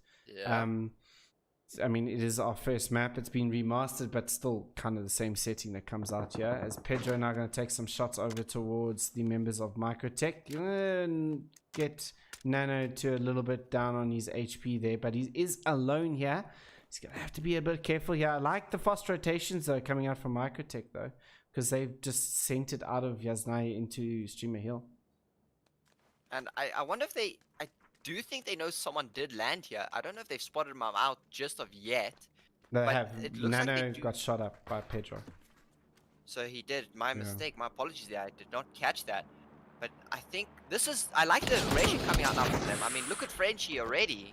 It was a bit of an odd rotation to take that door out of everything else there. Pedro very lucky that DJ Epix pulled himself back there at the right time. DJ Epix looking to make this push in towards the compound here. And let's see, he's going to take some shots. Pedro jumps out of the building here, trying to see if he can get the back here, but he's going to get shot from the top as the jump shot comes down from Nano. And great work coming out here from Microtech Esports as they will eliminate one of the members of Friendly Fire and claim a Streamer Hill for themselves. Falcon already making his movement inside as well. And, you know, Blue Zone just started. People are okay. Tunisian Risers sitting in Sovnovka Island. Got a fair way to go. Be interesting to see if they take the eastern or western bridge. Because the western bridge, we got Ferry Crew that might just gatekeep it if they spotted out members going over there. But we'll see what happens later on. Yeah, And I mean, yeah. we've seen that happen before. I mean, we've seen gatekeeps quite often. And especially coming out from XVG, if we take a look at more of the more experienced teams, now if we talk about a bit of XVG, they love that multi drop. And they love to gatekeep that side of the bridge. And I don't know if that is a wise idea. Sometimes it is, sometimes it isn't, because that bridge, it is quite vulnerable. So if another team does decide to pull up on you, you're going to be in a bit of trouble. Yeah, 100%. I mean, but it's also zone dependent. You don't really want to be bridge camping on this type of circle. I mean, you want to get yourself in and get yourself positional advantage rather than trying to pick up a couple of extra points, because if you don't make it because of, you know, you're late on the rotate or whatever the case may be. So I don't see Ferriku. You can see Skizo's already making his rotation in. Brothers in Arms are making a rotation coming in. Looks like they want to come in from the south, as well as we see Team Warwolf Quads going to get themselves out of apartments fairly shortly. I mean, Against the Odds going to make their traditional rotate where they do like to go as north as possible as well. Bish just sitting in the 3 compound area there. It's pretty relaxed at this stage. We've only lost 2 members inside the lobby at this stage. Evil Snowman, new member coming out for the Smurfs. Good to see new players or returning old players. I mean, we were speaking during the thing I was telling you. I hosted a Rage solo comp back in the day. Yes. We're talking like 2017 days, and this man won it. He played back then, 2017 at Rage. He won himself a AMD processor, which is pretty cool. And yeah, I mean, good to see him back in the scene again. I mean, it's good to see always the old players coming back at it. But Evil Snowman's now trying to get a flank position on towards Death Seekers here. And this, Death Seekers is not aware of this at this stage, it seems. Doesn't look like Brandhorn is busy looking over here. He's definitely not. Shots get rained out towards the Outcast there, and he's gonna just get behind cover just in time. No one reacting from Death Seekers at this stage, and they need to be careful here. There comes Bullet for Days, has spotted out Evil Snowman. Evil Snowman gonna take some shots over towards Bullet for Days. Can he get the knock? He does indeed get the knock. He's gonna go instantly for the flash there. Will run out of bullets before doing so. And Bullet for Days will get flushed out there. Oh, good shots coming out there from the Outcast as Cans moves herself in towards the compound where Falcon's busy getting himself in. Also, now the real question is, are Death Seekers gonna maybe pull out of this? Because I mean, they do have now 1 member less. I think the option is right now to just pull back and find a new position. Yeah, it's going to rather be than tough to take pulling the fight. back from. Yeah, I get what you're saying, but it's going to be tough for putting back. But the push is coming out from Evil Snowman here as they try and get the res up. And I think they're going to hear the footsteps. The knock's going to come through. And Evil Snowman is going to eliminate Death Seekers out there. In the end of the day, Cans being the last member standing here for the Death Seekers. This one just for Cans. Best of luck tomorrow. Positivity your way, Cans. You know what I mean. But absolute positivity over towards Cans for tomorrow. But yeah, Cans last member standing here at the stage for Death Seekers. What can she do against the 3-man of Smurfs? It's got a good little compound here. You know, if she keeps herself hidden for now, she can make it further into the circle. But that circle shift though, oof. Yeah, that's a bit of a rough one. I mean, it's still got like a little bit of the ocean, at least half of the land and water, you could say, or just a little more land and water. But that might be an interesting ending. Yeah, as look at what's happening down the south here. Red Shadow X is now taking some shots over towards Tricksters and Tunisian Risers as they're making their rotations across here. And it's just hell breaking loose on the south side of the circle. Brothers in Arms still making this wide rotate, coming in from the south, looking like they want to try and get onto this little up area just on the coastal line here. And we see again still odds making their wide rotate onto the end there, and looks like Tricksters is now made up with Tunisian Risers, and they're going to take some shots on towards them. As yeah, now once again the Tricksters definitely making themselves known throughout these games, and it's very nice to see. They're playing a more aggressive game than usual that I've normally seen. I don't know about what you see. I don't really see them playing this aggression, so I love to see this coming out from them right now. Yeah, it's good to see from the Tricksters, them coming back into the scene. We've seen a couple of highlight clips on YouTube from them, and they've been looking quite good. But the shot's going to come out here from Crusher. Crusher will get a knock onto one of the members of Tricksters. Is Colapelli going to be knocked out there? Mingo going to get tagged down to very low HP. There's Medea in the background getting taken out there by Diablo, I think it is. As now he takes on the fight towards Red Shadow X. So Tunisian Rise is stuck in a bit of spot of bother at this moment, as Kipu now gets his Mingo, and the rest of them now going to eliminate the members of Tunisian Rises there.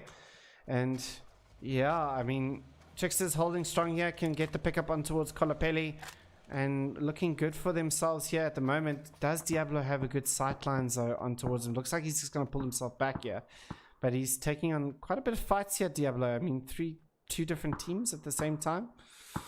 Yeah, I mean that's quite hectic. I mean, at the end of the day, it is going to be extremely hard to handle, because if you do not have enough cover, you're going to get hammered from everywhere, as you just seen. And it looks like he's just been spotted out by Mingo now. Now I think the rest of the Tricksters will initiate a push maybe onto him. Yeah, it looks like the push is coming. Shock already on the sidelines there, ready to make his movement. And we're just waiting for the step up there. I think Shock's going to pull back from this one at this stage. But oh, he's going to be right in the sidelines there of Diablo. But he is able to make it. Mingo is just literally holding down Diablo as best as he can. Headshot comes out there and puts him down to 1 HP. He's going to repeat this, but Mingo doesn't miss those. And 16th position goes out. The Tunisian arises. Unfortunate for them. We're going to see, obviously, maybe a comeback from them in the next wrangle. Let's wait and see. Circle shift though. And we're going back to standard stuff. I mean, this is not too bad for teams. Tricksters in the center, they're going to be happy. 100%. I mean, for the rest of the teams there on the north side, they're not going to be too happy about this, because there's basically just a hill and a compound to play, or they're going to have to find a deeper way in, because now there's only spots there for 2 teams there on the edge, and there is at least 3 teams, 4 teams that need to get in there. So as you can see, against the odds have already started to make their rotate in. And now they're going to try and find up and set at a spot. I mean, even on the shore, it is a very hard spot to hold. but Yeah, they're they gonna- seem to be up for the task. Yeah, looks like they're gonna pull up just behind this little bunker area here for now, as we see the bipolar bot's gonna take some shots over towards them. Andrew will take some shots on towards them, as we know Andrew's pretty good teammate, and it looks like one of them. Okay, we're just gonna reverse into the wall. Maybe Mr. Lab having some desync issues, I suspect. No, he's back in it. Okay, cool. I'm back. Take me with you. Is what he's saying. There we go. And then he will eventually get in there. And he'll look over. It looks like he did have a bit of connection issues. There's now a friendly fire make their way in as well. It looks like they've also got a wheel out with some good drifting coming out there as well. And it looks they'll get a free compound here because Bipolar Box has now merged over to one side. So lucky for them as well, for Friendly Fires, they get themselves in here. I think also for Against the Odds, maybe missed opportunity there for them to grab this 100%. compound away.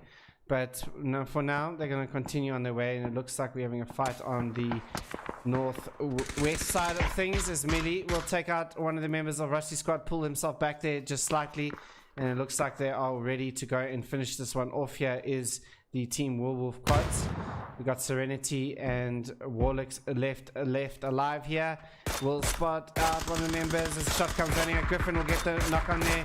Takmazo will flush him out there and will pick themselves up another kill. But Serenity going to just hold stationary for now as Death Seekers get eliminated out in 15th position. And you know what I like about this? 15th position, phase 3, genuine and challenger battle. We still got 48 people alive. This is good.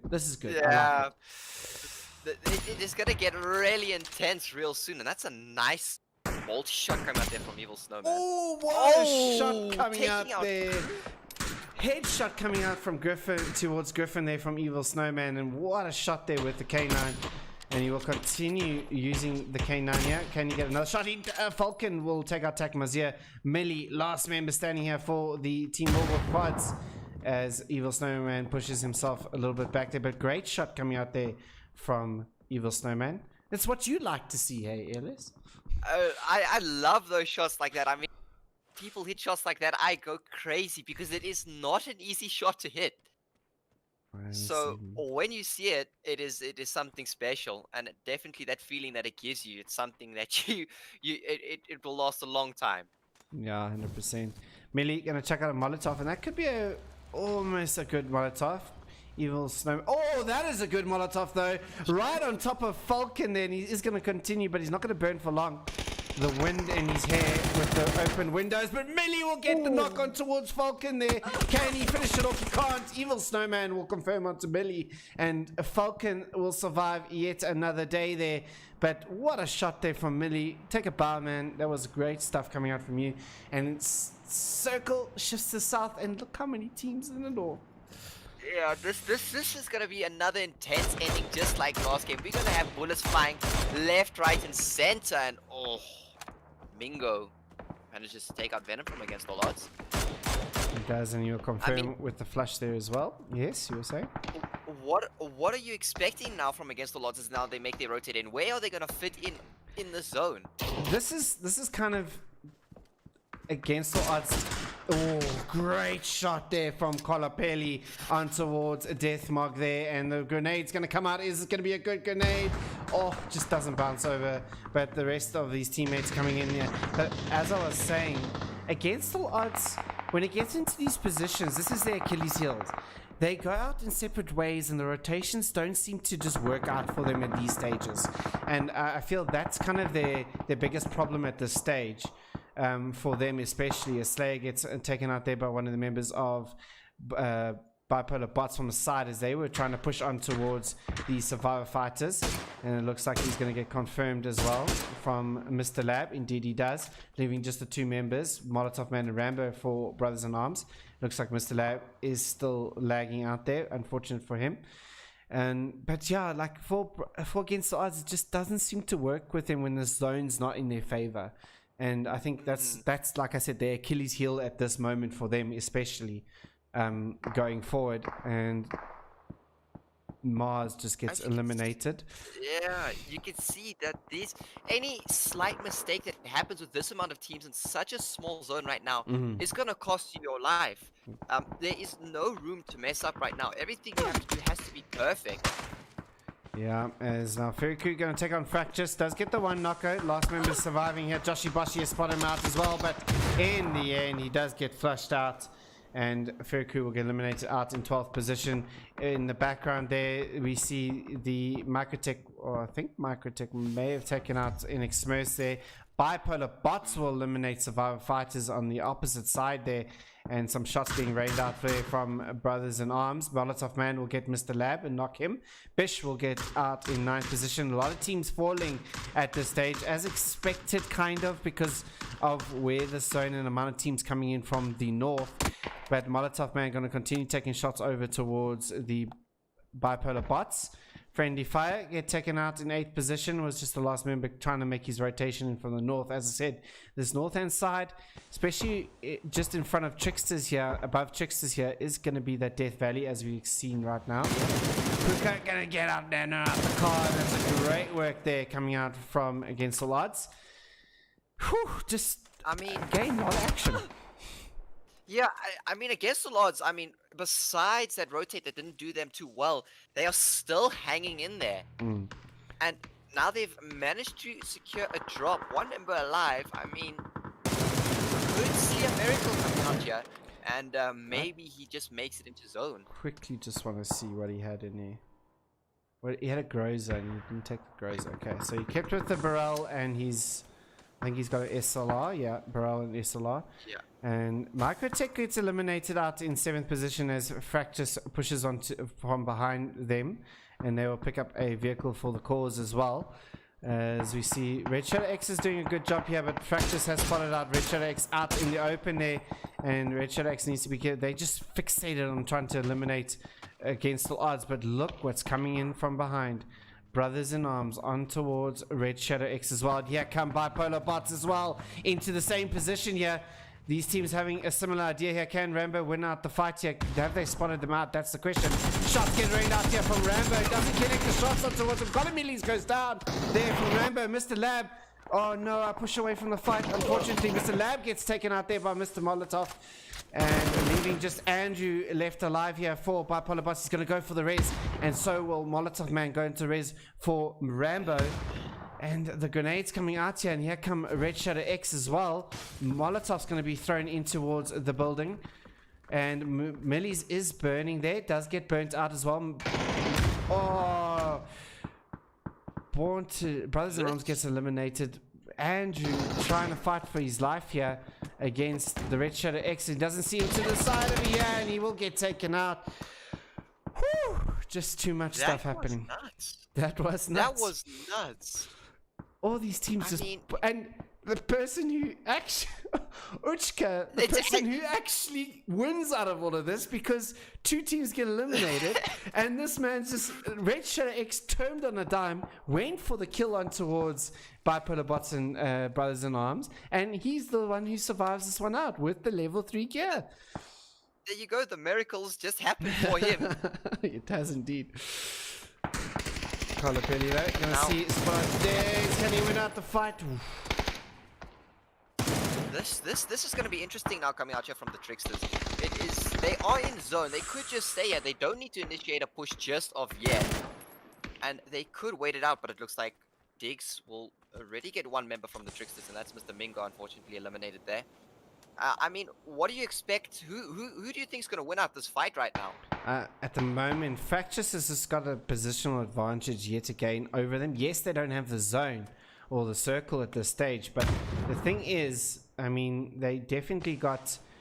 Fractus can definitely play off different angles. I think a couple knocks here. Diggs playing on close up in front in the faces of Tricksters. As I said, he does pull back as the Red Shadow X now has spotted him out here, and he's just getting a bunch of bullets coming his way. Not able to hit him. He's going to prone down in there. It'll be interesting to see if they continue on the shots there. But Wally will get taken out by Red Shadow X in the background. And Red Shadow X could just be backstabbed by Against All Odds here. Here it comes. Shots getting rained out. He can't flush it out though. The barrel spray down getting away from him. Red Shadow's turn on a dime. Falcon going to be pushing into this. It is the Algerian Falcon, not the South African Falcon, for Red Shadow X. The grenade comes out and looks like Ucha gonna try and see what he can do here for his team. He's made it this far into a top 4 position. Will get them some placement points. Will jump out the window. Will he spot them out? He does indeed! Great work coming out there from Ucha. He'll now be on the last member, but Dalek will eliminate him out. Unfortunately, in the end, he's not able to take What an the insane... last member out. What insane things happening there. Great job coming out there from against Sergeant Ucha, but Red Shadow X is going to be able to make this one happen. Degs and DVS, last members, are surviving here. It looks like Trickster's doing some work there against Fractious there. And Warlock's still alive. 10 kills here for Tricksters. Degs getting spotted out. Shock will get him down. And last member standing will be DVS. And for the Fractious at this stage, not looking the best. 100%. I mean, DVS is in such a tough situation now. He's about to get sandwiched by 2 teams, and there's literally nothing he can do right now. And unfortunately, I think that will be Fractious Gaming eliminated in 3rd position. Yep, indeed. And now it's a 3-on-3.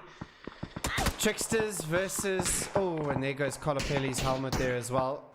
Tricksters versus Red Shadow X.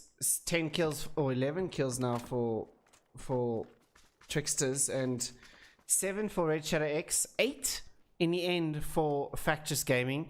These 3 teams have just racked up the kill numbers inside this match. 100%. And I mean, I think the Tricksters might have an advantage now. As you can see, they've sent, it looks like, if I'm not mistaken, it is Shock who's made his way on the left side, Trickster's left side, and is doing a flank now, trying to get an off angle to maybe try and help his teammates move down the mountain. And I think that is just about what's going to happen. And if Red Shadow X isn't aware of this or expect a flank, this could be a deadly move coming out here from the Tricksters. Yeah, 100%. And you know, the way that Red Shadow X has been playing this, they've been kind of out in the open all the time. So, I mean, against lesser teams, it does work out. But against the Tricksters, and the way Tricksters are just playing this one out, it's just working out for them. Shock will get into the vehicle. This will give his position away, if you want to call it that. They'll see this big-ass car moving around now, and he'll get this advantage that he needs for now as he'll pull up. Obviously, you can hear the shots coming towards him. He's still out of the circle, though, so he hasn't pulled himself inside the circle, and he'll take some shots over towards Red Shadow X. But he's going to keep them occupied, though, while the rest of them make this movement. And here comes Kolopoli and Warlix, you can see there, eh? Yeah, 100%. I mean, this is buying the rest of the members of the Tricksters enough time to maybe try and get a decent position in zone, maybe even get the center position of the next zone if zone does shift back onto them. And I think that is what will happen. So all Shox is trying to do right now is buy as much time as he can for the rest of his members to move in and try and get into a better position. Yeah, Warlix does get spotted out though, and he will be put down to quite low HP. Kolopoli without a helmet will get knocked straight away, but peaking advantage for Kolopoli there. I mean, he literally did such a class act there with the peaking there. Shock makes it up towards the next tree line to get himself into the circle. Dulek gonna make a movement now as he now will pick up Falcon. And for Richard X, it's not looking great. No, right now they're in such a tough position right now. I think the util needs to come out from them, and they at least need to try and make a move onto the right, onto Shox. That would be the move right now, and maybe leave one member back in the shack to maybe do an unexpected flank. But it is going to be a very, very difficult situation now for Red Shadow X. Yeah, 100%. Kolopoli gonna make his movement. If he does spot out one of them, Derlick will get knocked out there in the end of the day, and more shots will come raining out there. Falcon gets knocked out. Tricksters win it with 15 kills in the end. Great work coming out from them. I mean, that was just an insane push at the end there from Tricksters. Yeah, 100%. And I mean, look at this. They are just racking up the chicken dinners tonight. I mean, but the high kill game coming out from them, a round of applause to them, but also a round of applause to Shadow Warriors for putting up such a long fight in that tough position. Yeah, 100%. As we saw, the Retro X comes out in second position with a total of 7 kills in the end. In third position, Fractus will get in 8 kills. In third position, fourth was Against the Odds, finishing out with 1 kill. In rounding up your top 5, the Bipolar Bots coming in with a total of 7 kills. I mean, those top 5 teams getting a chunk of kills there between them. I mean, it's just insane. But that is the first Erangel done and dusted. We move on to the last round and second Erangel of the evening. And yeah, we're going to see how this one all plays out. So give us a couple minutes. We'll be back with the next game. So stay tuned.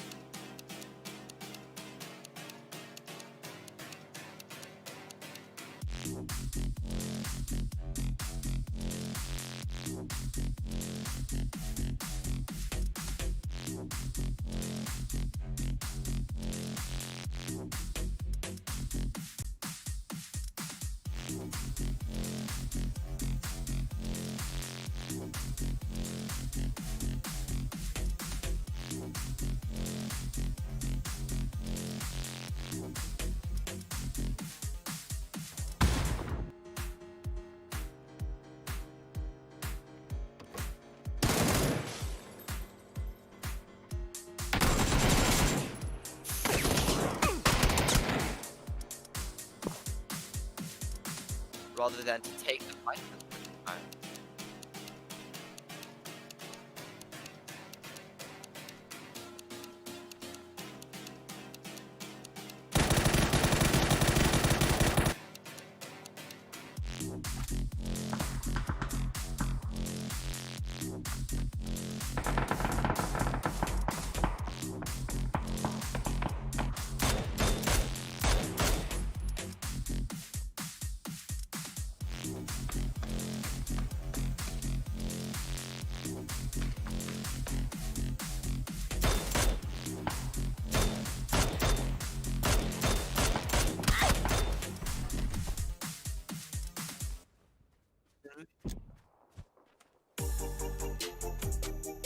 Yeah, it's gonna get really intense real soon, and that's a nice multi-shot coming out there from Evil Snowman. Oh!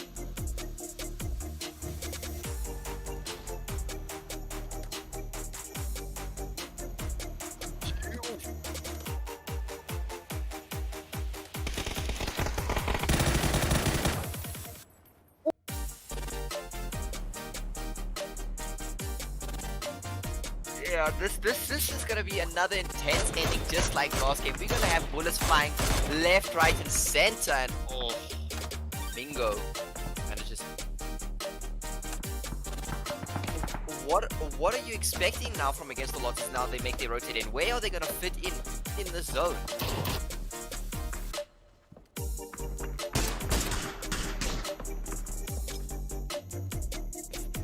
There is no room to mess up right now. Everything you have to do has to be perfect.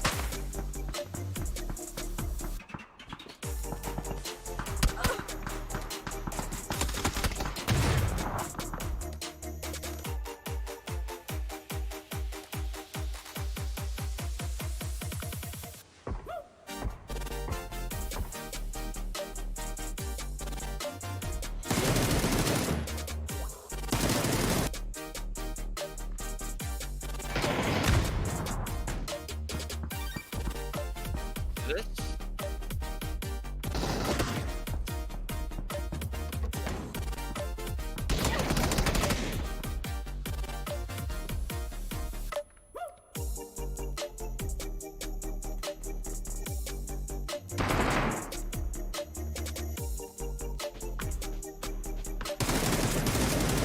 Oh! Situation now for Red Shadow X.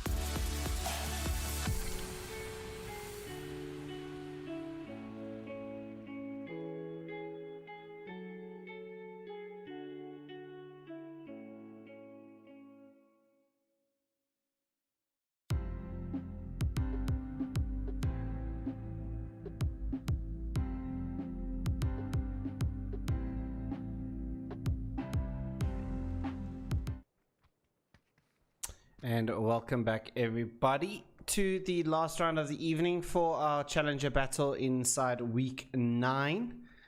And this will be, for the time being, for a little while now, this is going to be my last cast of Challenger Battle for a little bit. When obviously next week, Airless will take over this section of PUBG Africa for Wednesday evenings. And yeah, let's make it a good one, eh? Let's make it a good one. Yeah. I want to make this one have a banger for you. This needs to be a banger last game, even though it's been a banger throughout tonight. I mean, let's make this one even more. Yeah, I mean, you say that. I mean, it's been pretty intense tonight. Let's be honest. It's been a lot of action across the world. We got in first position is Factus with 47 points. In second position is Tricksters with 37. Bish rounding up the top 3 with 29 points. We'll do up to in fourth position Bipolar Bots with 26, and rounding up in top 5 is Microtech Esports with 23 points. And still, I mean, I think Factus has kind of got this one in the bag, looking quite good to get themselves to win tonight. Tricksters though, and Bish and Bipolar Bots still can play out for that second position. It all depends on how these teams pop off. If Factus gets eliminated early, could potentially spell bad for them. But look at the split coming out from Factus here. We got them going into Pachinki. DVS trying to make it Joshi Boshi's all the way to the south here. And it looks like he's going to be going out for that esports vehicle, or there's 2 vehicles here. It looks like Joshi Boshi is going to be able to get that US without any issues. And just behind him, Venom will get that one as well. I mean, it's gonna be interesting now, as you mentioned earlier. The top 5 teams. I mean, we could even expect. I was gonna expect some hot drops, maybe. That's why they do change drop locations every now and then, as you do also see in the PCS. It looks like Deathmark managed to get a kill there. But I was expecting to see some hot drops when it looks like. There are a couple, but not as many as I thought that would be hot dropping the top teams, because it is a strat, as we've seen in the PCS before. When the team is literally 4 or 5 points behind, maybe even 10, they would like to get them out as early as possible in the game, in order so they do not rack up any more points. So I was expecting to see that, but it does not look like that will happen. Yeah, it doesn't look like it will happen. Against odds, Whisker, as I've been told to call him. Whisker has got himself a kill there on towards Mr. Lab. Bipolar Bots down to 2 members, Guarded Mealies and Ramcut, last member saying. But, I mean, casual Sovnovka Island circle comes out to play, and this is going to get good. I mean, it's always good to end off with a military base, Sovnovka Island. 100%. Ending here in the last, it just creates a little bit of extra, and these 2 bridges and the waterways in between Sovnovka Island and the main island is going to get really busy really quickly. And get Brothers in Arms, an alternative job spot for them in towards military base here. They've got ferry crew inside C block. I think they are aware of this. Looks like Slayer's just going to be holding this one out for now. But Brothers in Arms sitting down in 9th position with 10 points. Obviously not what they really want at this stage. You know, obviously there's a little bit of rebuilding happening within the team, getting themselves into a position where they can. I mean, we got really capable players here. I mean, we got the young man of Gasman, who we're now spectating. I mean, this man's 12, and he's playing in this type of scene. I mean, it's not the easiest thing for, you know, these young guys to always, you know, just pop off all the time inside these types of games. 100%. I mean, there's definitely a lot more players that have more experience. You have a lot more hours in the game than these younger players. But I mean, these younger players do have a better opportunity of making it to maybe a professional esports team somewhere out there. And I'm hoping that does happen. I mean, that would be awesome for them. I mean, it is a future as we do nowadays. I mean, back in the day, gaming was never actual thing, but it looks like nowadays it will be. Yeah. a career future. 100%. Gasman will take up Medea there, but he'll push out in the open here. I don't think it's a wisest move to do that straight away. But it looks like Brothers in Arms are hungry for the kills at this stage. The smoke's going to come out from Schizo just in front, but he's going to hold the angle. And Gasman's going to get punished for that aggressive play that came out from him. And Schizo, but Gasman not making the movement. He needs to try and get himself closer to the wall, get himself a little bit more protected. Medea, oh, this grenade, oh, it does hit on towards another member of Furry Crew there, but it looks like Schizo going to go for the drop of the res, and we'll be able to get the res on towards Medea. Gasman finally getting himself into a safer position after making, but he is going to bleed out eventually there. Slayer prepping out another nade. This could be a good nade. Oh, it's hit Schizo for 40 damage. Not going to be able to do much, and Slayer going to make his push closer towards the Furry Crew. Needs to crouch and get himself into a different. Looks like Gasman is just logged out. Maybe had some connection issues as well. Schizo getting spoiled out. Oh, great shot there from Slayer. The Fury Crew is not an easy team to face off against. So right now, Brothers in Arms are doing some nice work. Unfortunately, losing a member, but they are still holding strong. And they do have the potential to take on the Fury Crew. I think the position that's going to kind of fear the other two, Molotov Man and Rambo, need to get the knock onto Lazan before making any more movements across this area. Lazan's kind of got it covered. He does pull back for now as the shots come out from Molotov Man.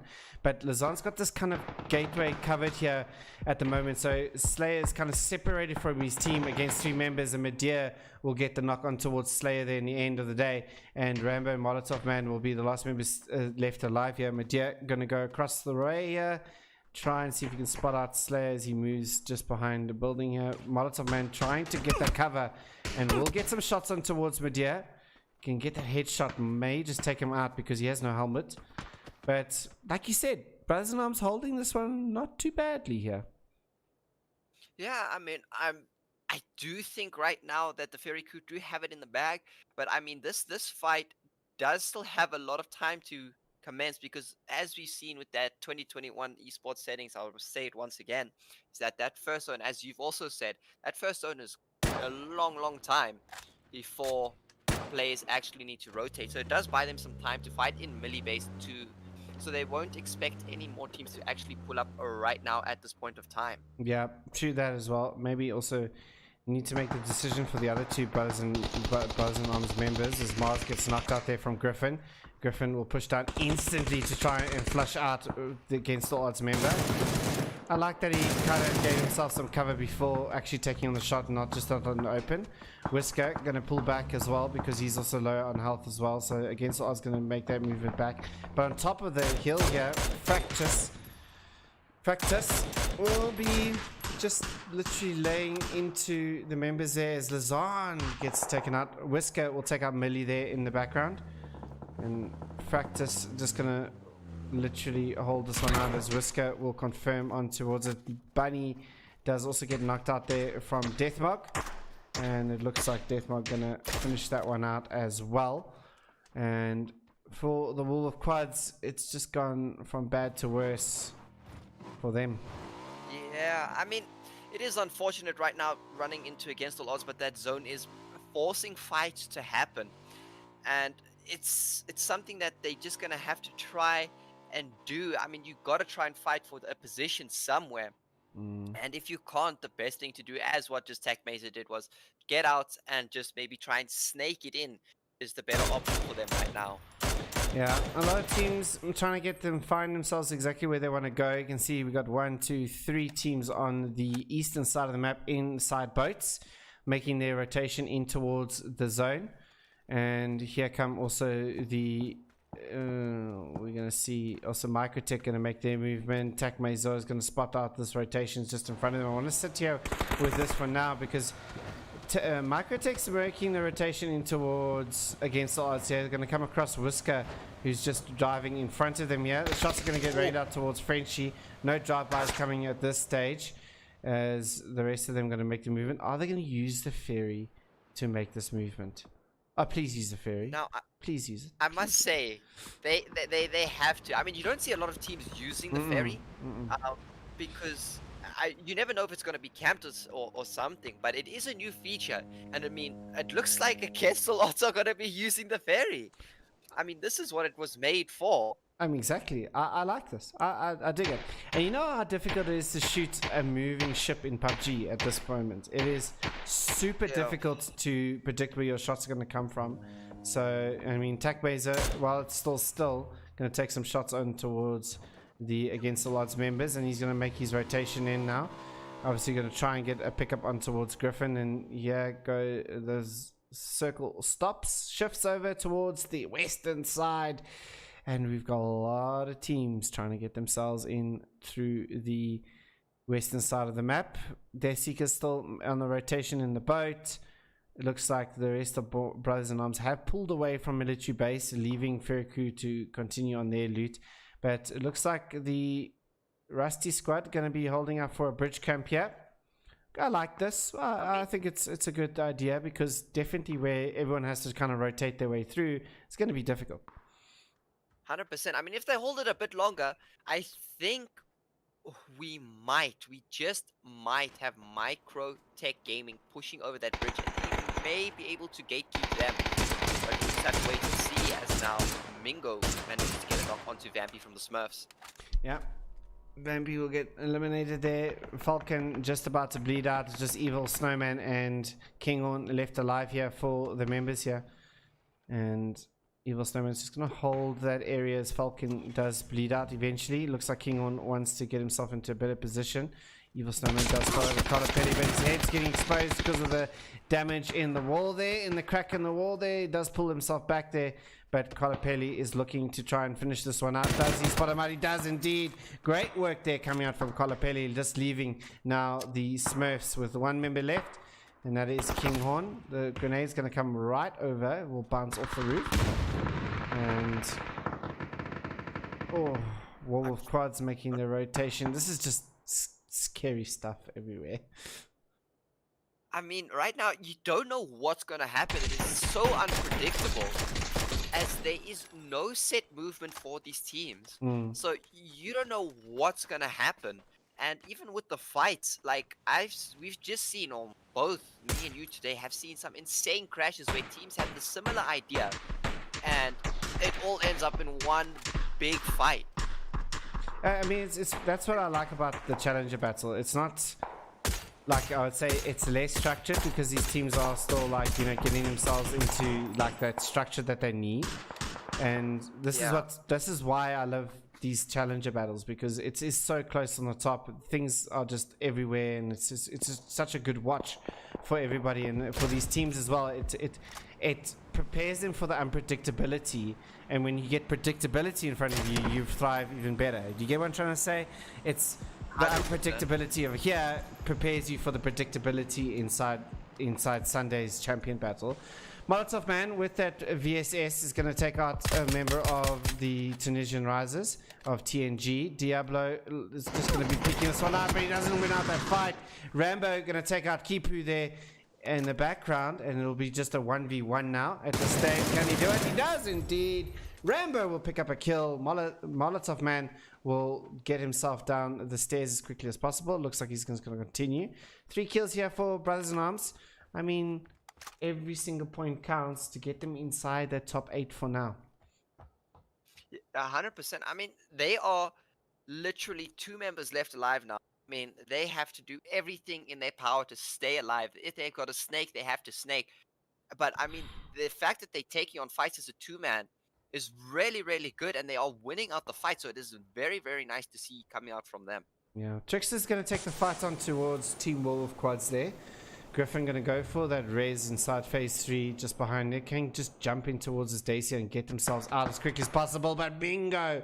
Going to spot out Griffin there, and they'll be eliminated out in 15th position. But Trickster's got a far way to rotate in towards the zone. But it looks like the Rusty squad has spotted out the one member of Microtech, as he's now trying to get himself. Looks like they're going to continue looking on towards the bridge. Nano just on the side here inside the water. Gonna smoke up his boat. And looks like he's just gonna get himself out of this situation for now. Needs to be careful. And I mean, right like now, he's gonna do it.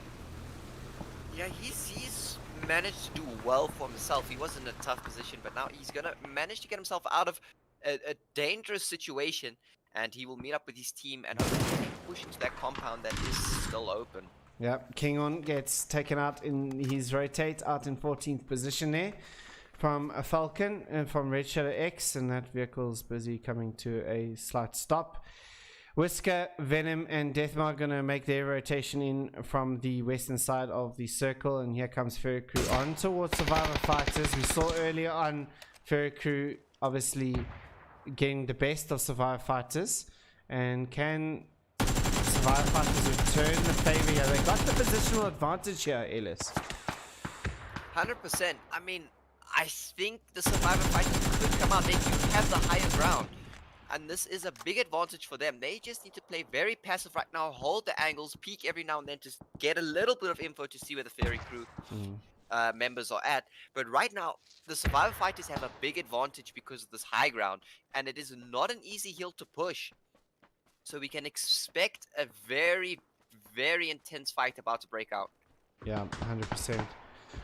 And if Survivor Fighters do die, you just go hashtag blame Viking, and then it'll be all okay in the end of the day. 100%.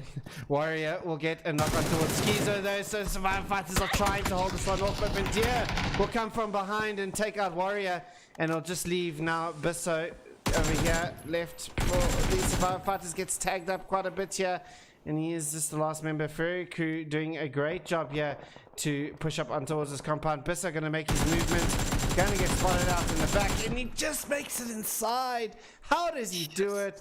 Rambo's going to take out one of the members of the Tricksters, the getting tongue-tied. Bipolar Bot's going to also get eliminated out in 13th positions. Bisso trying everything, but Schizo going to spot him out in the end of the day. Top position goes out. Survivor Fighters unable to hold that one out. But Brothers in Arms did take out a member of Tricksters in the rotation here, picking themselves up to 4 kills. This is great work coming out here from Rambo and Molotov Man. And shots going to get rained out towards Colopelli. Can Rambo finish out this? We've seen some great stuff. The improvement from Rambo, especially coming out from him, has been quite immense. And really looking to see... Oh, does get the headshot. Oh, wow. Look at Rambo go. I mean, as you just said, you can see the improvement in his gameplay, and it is paying off big time right now for Brothers in Arms. And he may be able to pick up another kill here. I mean, he's got the 6 times in the barrel. I mean, if this man works out the spray, Molotov Man gets taken out by Dalek from Red Shadow X, and he will get eliminated straight away. But Rambo's fixated on trying to get this fight done and dusted, as it looks like Factus is going to be pulling up on towards them, but he's going to make this movement. Can Rambo win this one out for the members of he does it. There's a great spray coming out from Rambo. Tricksters gets eliminated out in 11th position, and Rambo pushes his team up to 5 kills in the end of the day. Great work from him, and he's going to make his rotation in fairly safe position. Dialect trying to see if he can spot out the last member of Brothers in Arms, but with that rotation in the zone pushing him, he's not going to spot him out from this position. I mean, that is some intense work coming out there from Mr. Rambo, and he's doing a great job underneath the pressure, as he is the last member alive, and I'm sure there's a lot of pressure on his shoulders, but he is coping with it. I mean, let's just put it this way, right? Rambo has scored, they got 5 kills, which is half their points that they scored in 3 games. So this is a great work coming out here from Rambo and Brothers in Arms. So really, hats off, well done. Great job there coming out from him. Franny is going to get overrun here by Factus. Factus here in front of him. He spots out Joshi Boshi. Joshi Boshi makes a kill over there straight away. 1 member left for Rusty Squad. He has been spotted out as well. Shots get rained out. 5 HP, and the grenades are coming in. And it's a bit too far, but Joshi Boshi is going to still take him out in the end of the day. Rusty Squad get eliminated out in 10th position. And I mean, whew, I think this is going to be intense, and it looks like Microtech Esports is in a bit of trouble. As you can see now, Frenchie does get taken out there. When she gets Coconut Warrior, will throw out a grenade here, but DJ Epics will come out from the side here. Flank position coming out from him. Great work there coming out from DJ Epics, but instantly Deathmark will spot him out and he will get taken out by the zone. DJ Epics will take himself out and Nano will get taken out by Deathmark there. And Bish survive yet another day here for them. Phase 5 pops and Fairy Crew going to be smiling from ear to ear with this one. They got center circle on top of this hill. We've seen, I think it was when it was Business Associates, now called XVG. Oh, yes. They won it on top of this hill. So let's see if Fairy Crew can emulate XVG at this stage. And they've got good sight lines on towards Red Shadow X as well. I mean, right now, Fairy Crew just needs to be careful that they do not get tunnel vision. The moment the tunnel vision comes in, it allows for that third party or a push to happen. I can't really say third party, but a push to happen onto their compound. And that will give a big hit to the Fairy Crew. And I mean, most likely the chances are they will not come out alive. So they need to be careful that they do not tunnel vision too hard. 100%. Need to against the odds are making their rotation. Oh, Rambo gets another kill in the background there. And that's great work, but look at against the odds here, making their push up here. Deathlock gets pushed down by Lazan as Lazan pulls back just a little bit here. Whisker trying to find an angle on towards Lazan there from the bottom there. But great work coming out there from Lazan to hold this one out. What do they do? We got also Friendly Fire making their way up the hill as well.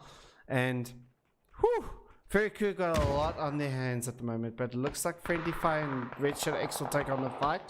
Before that, as Schizo gets taken up by Resitron, and Fairy Crew just getting pulled up from all sides here, not looking good for them. 100%. I mean, that compound is going to be very difficult now to hold. I mean, they weren't really holding the compound, they were holding the outer edges of that little hill. And now I think the play for them is to maybe get into that compound to just play safe. I mean, they've lost now another member. There are only 2 members alive. So that is what needs to happen. But Rambo with that 6x barrel spray is absolutely insane. And the flush will come out from him. This man is on fire. 7 kills for Rambo. Take a bow, my man. Whatever happens from here on out, take a bow, because you have just saved your team in possibly putting them into a top 8 position here as well. Great work coming out from him. He's just picking the teams apart as he makes his movement in here. Does against the odds. Are they aware of Rambo? You know, we've seen the movies. Rambo is definitely emulating Sylvester Stallone here, and he's definitely he's emulating him. He's taking on an army, 1-man army here is Rambo, and he's definitely doing a great job here for the Brothers in Arms. Bish gets eliminated as Whisker finds Coconut Warrior, but I want to stick with Rambo for now, because this position that he's playing at this stage. Oh, Deathmark gets put down by Medea. I want to see another 6x barrel spray. I mean, he seems to have down to a T. Oh, he's done so well.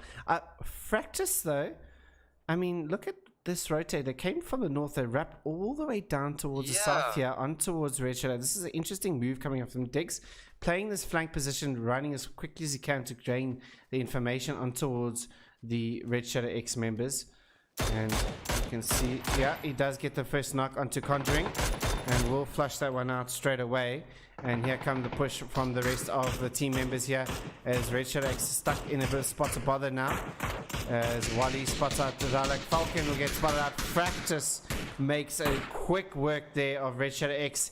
Top 4 alive. Fractus Gaming, Fairy Crew, Brothers in Arms against all odds, and well, let's say Rambo here, because this man is just about to come behind against the odds. The 6x barrel spray comes again. Rambo does it again. This man is going large. 8 kills here for Rambo, 9 for Brothers in Arms. This man is going insane. Oh, well done, dude. Literally want this man to emote right now, just so we can see how happy this man. He must be happy. And look at this. Look at how he's repositioning himself. He may just get caught out here by Medea at the end of the day. He does indeed, but it doesn't matter. Rambo, take a bow, my friend. 3rd position for Brothers in Arms. Well played. I mean, Rambo definitely being the lifeline for Brothers in Arms, and he had done such a great job. And unfortunately, it had to come to an end thanks to the Fury crew, but a big, big well done to him. I mean, Wally now does have that level 3 gear. What do you expect coming out here from him? Oh, Oh, that's what we expect from Wally there, as Medea gets knocked out there from Wally with that Groza. Lazan, last member standing here for the members. Can he get onto Wally? He can't. Fractus takes the last chicken dinner of the evening with 10 kills. Great work from them in the end. Good movement from Fractus, though, because they were coming in from the north, like we were saying, and then literally just wrapped into the south and then came back into the center. It was good movement there from yeah. Fractus. I mean, I've never seen a rotate like that. I mean, most teams would opt to stay in the zone, but they rotated through the zone, on the edge of the zone, straight back out of the zone to take the fight. I mean, it was an unusual rotate, but it works at the end of the day, so it's something new, and I loved it.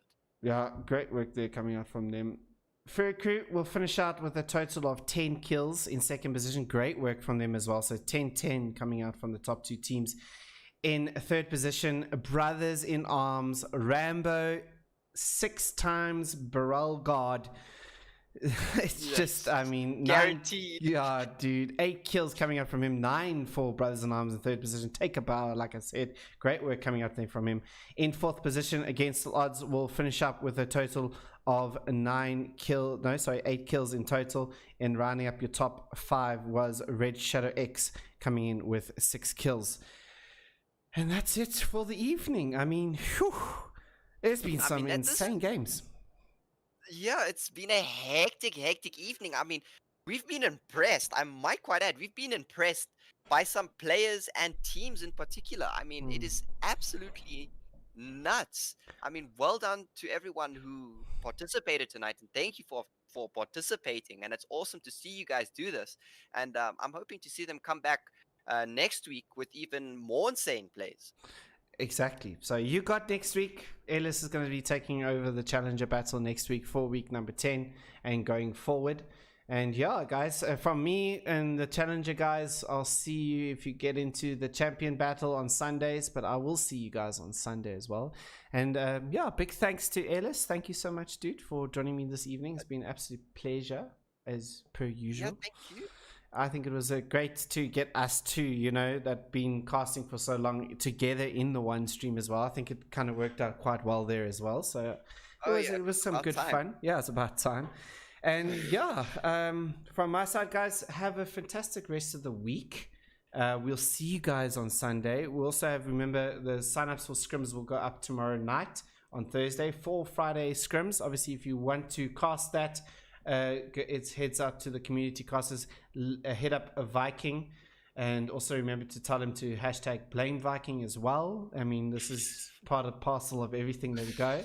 I want everybody in chat to go hashtag blame Viking now, please. When you hear this out, I want to see it. It's just the thing that we gotta do. But yeah, Scrims is on Friday, so have a look there if you want to register. It will go up tomorrow evening. And get yourself registered. 18 slots available there. But yeah, until Sunday, guys, have a fantastic week. We'll check you then. And cheers for now.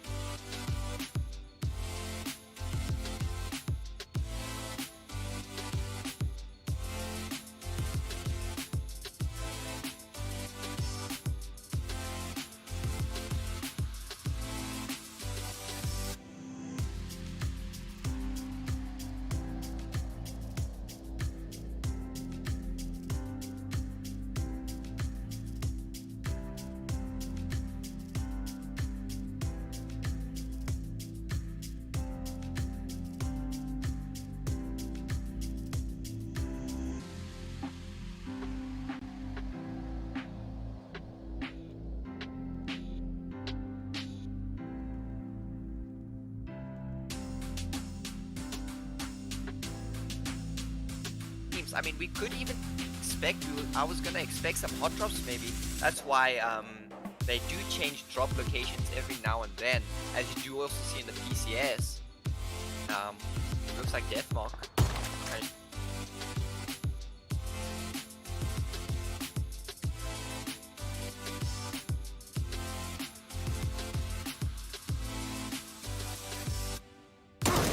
I mean,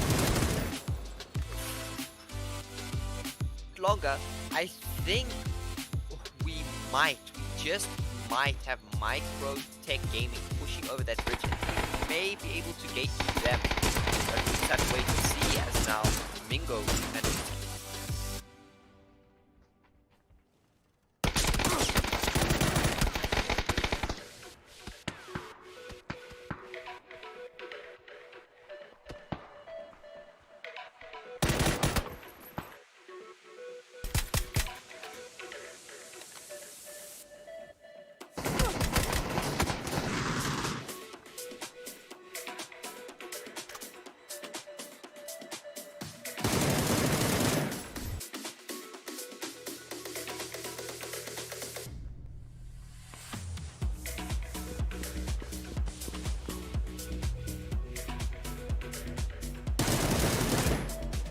oh!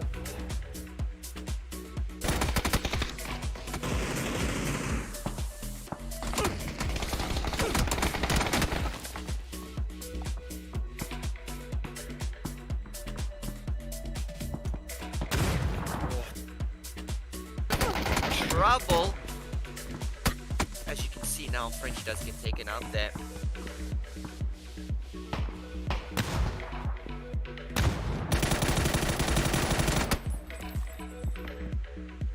The edges of that little hill, and now I think the play for them is to maybe get into that compound to just play safe. I mean, they've lost now another member. There are only 2 members alive, so that is what needs.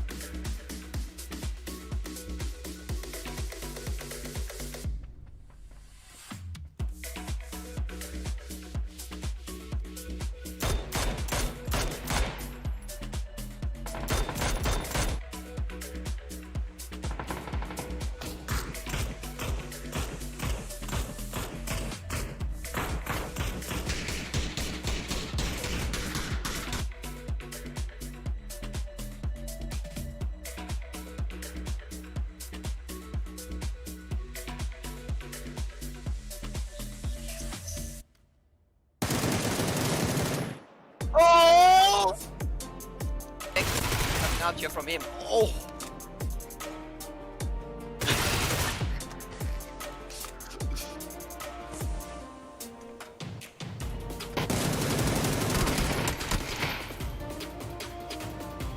I mean, we could even expect. I was gonna expect some hot drops maybe. That's why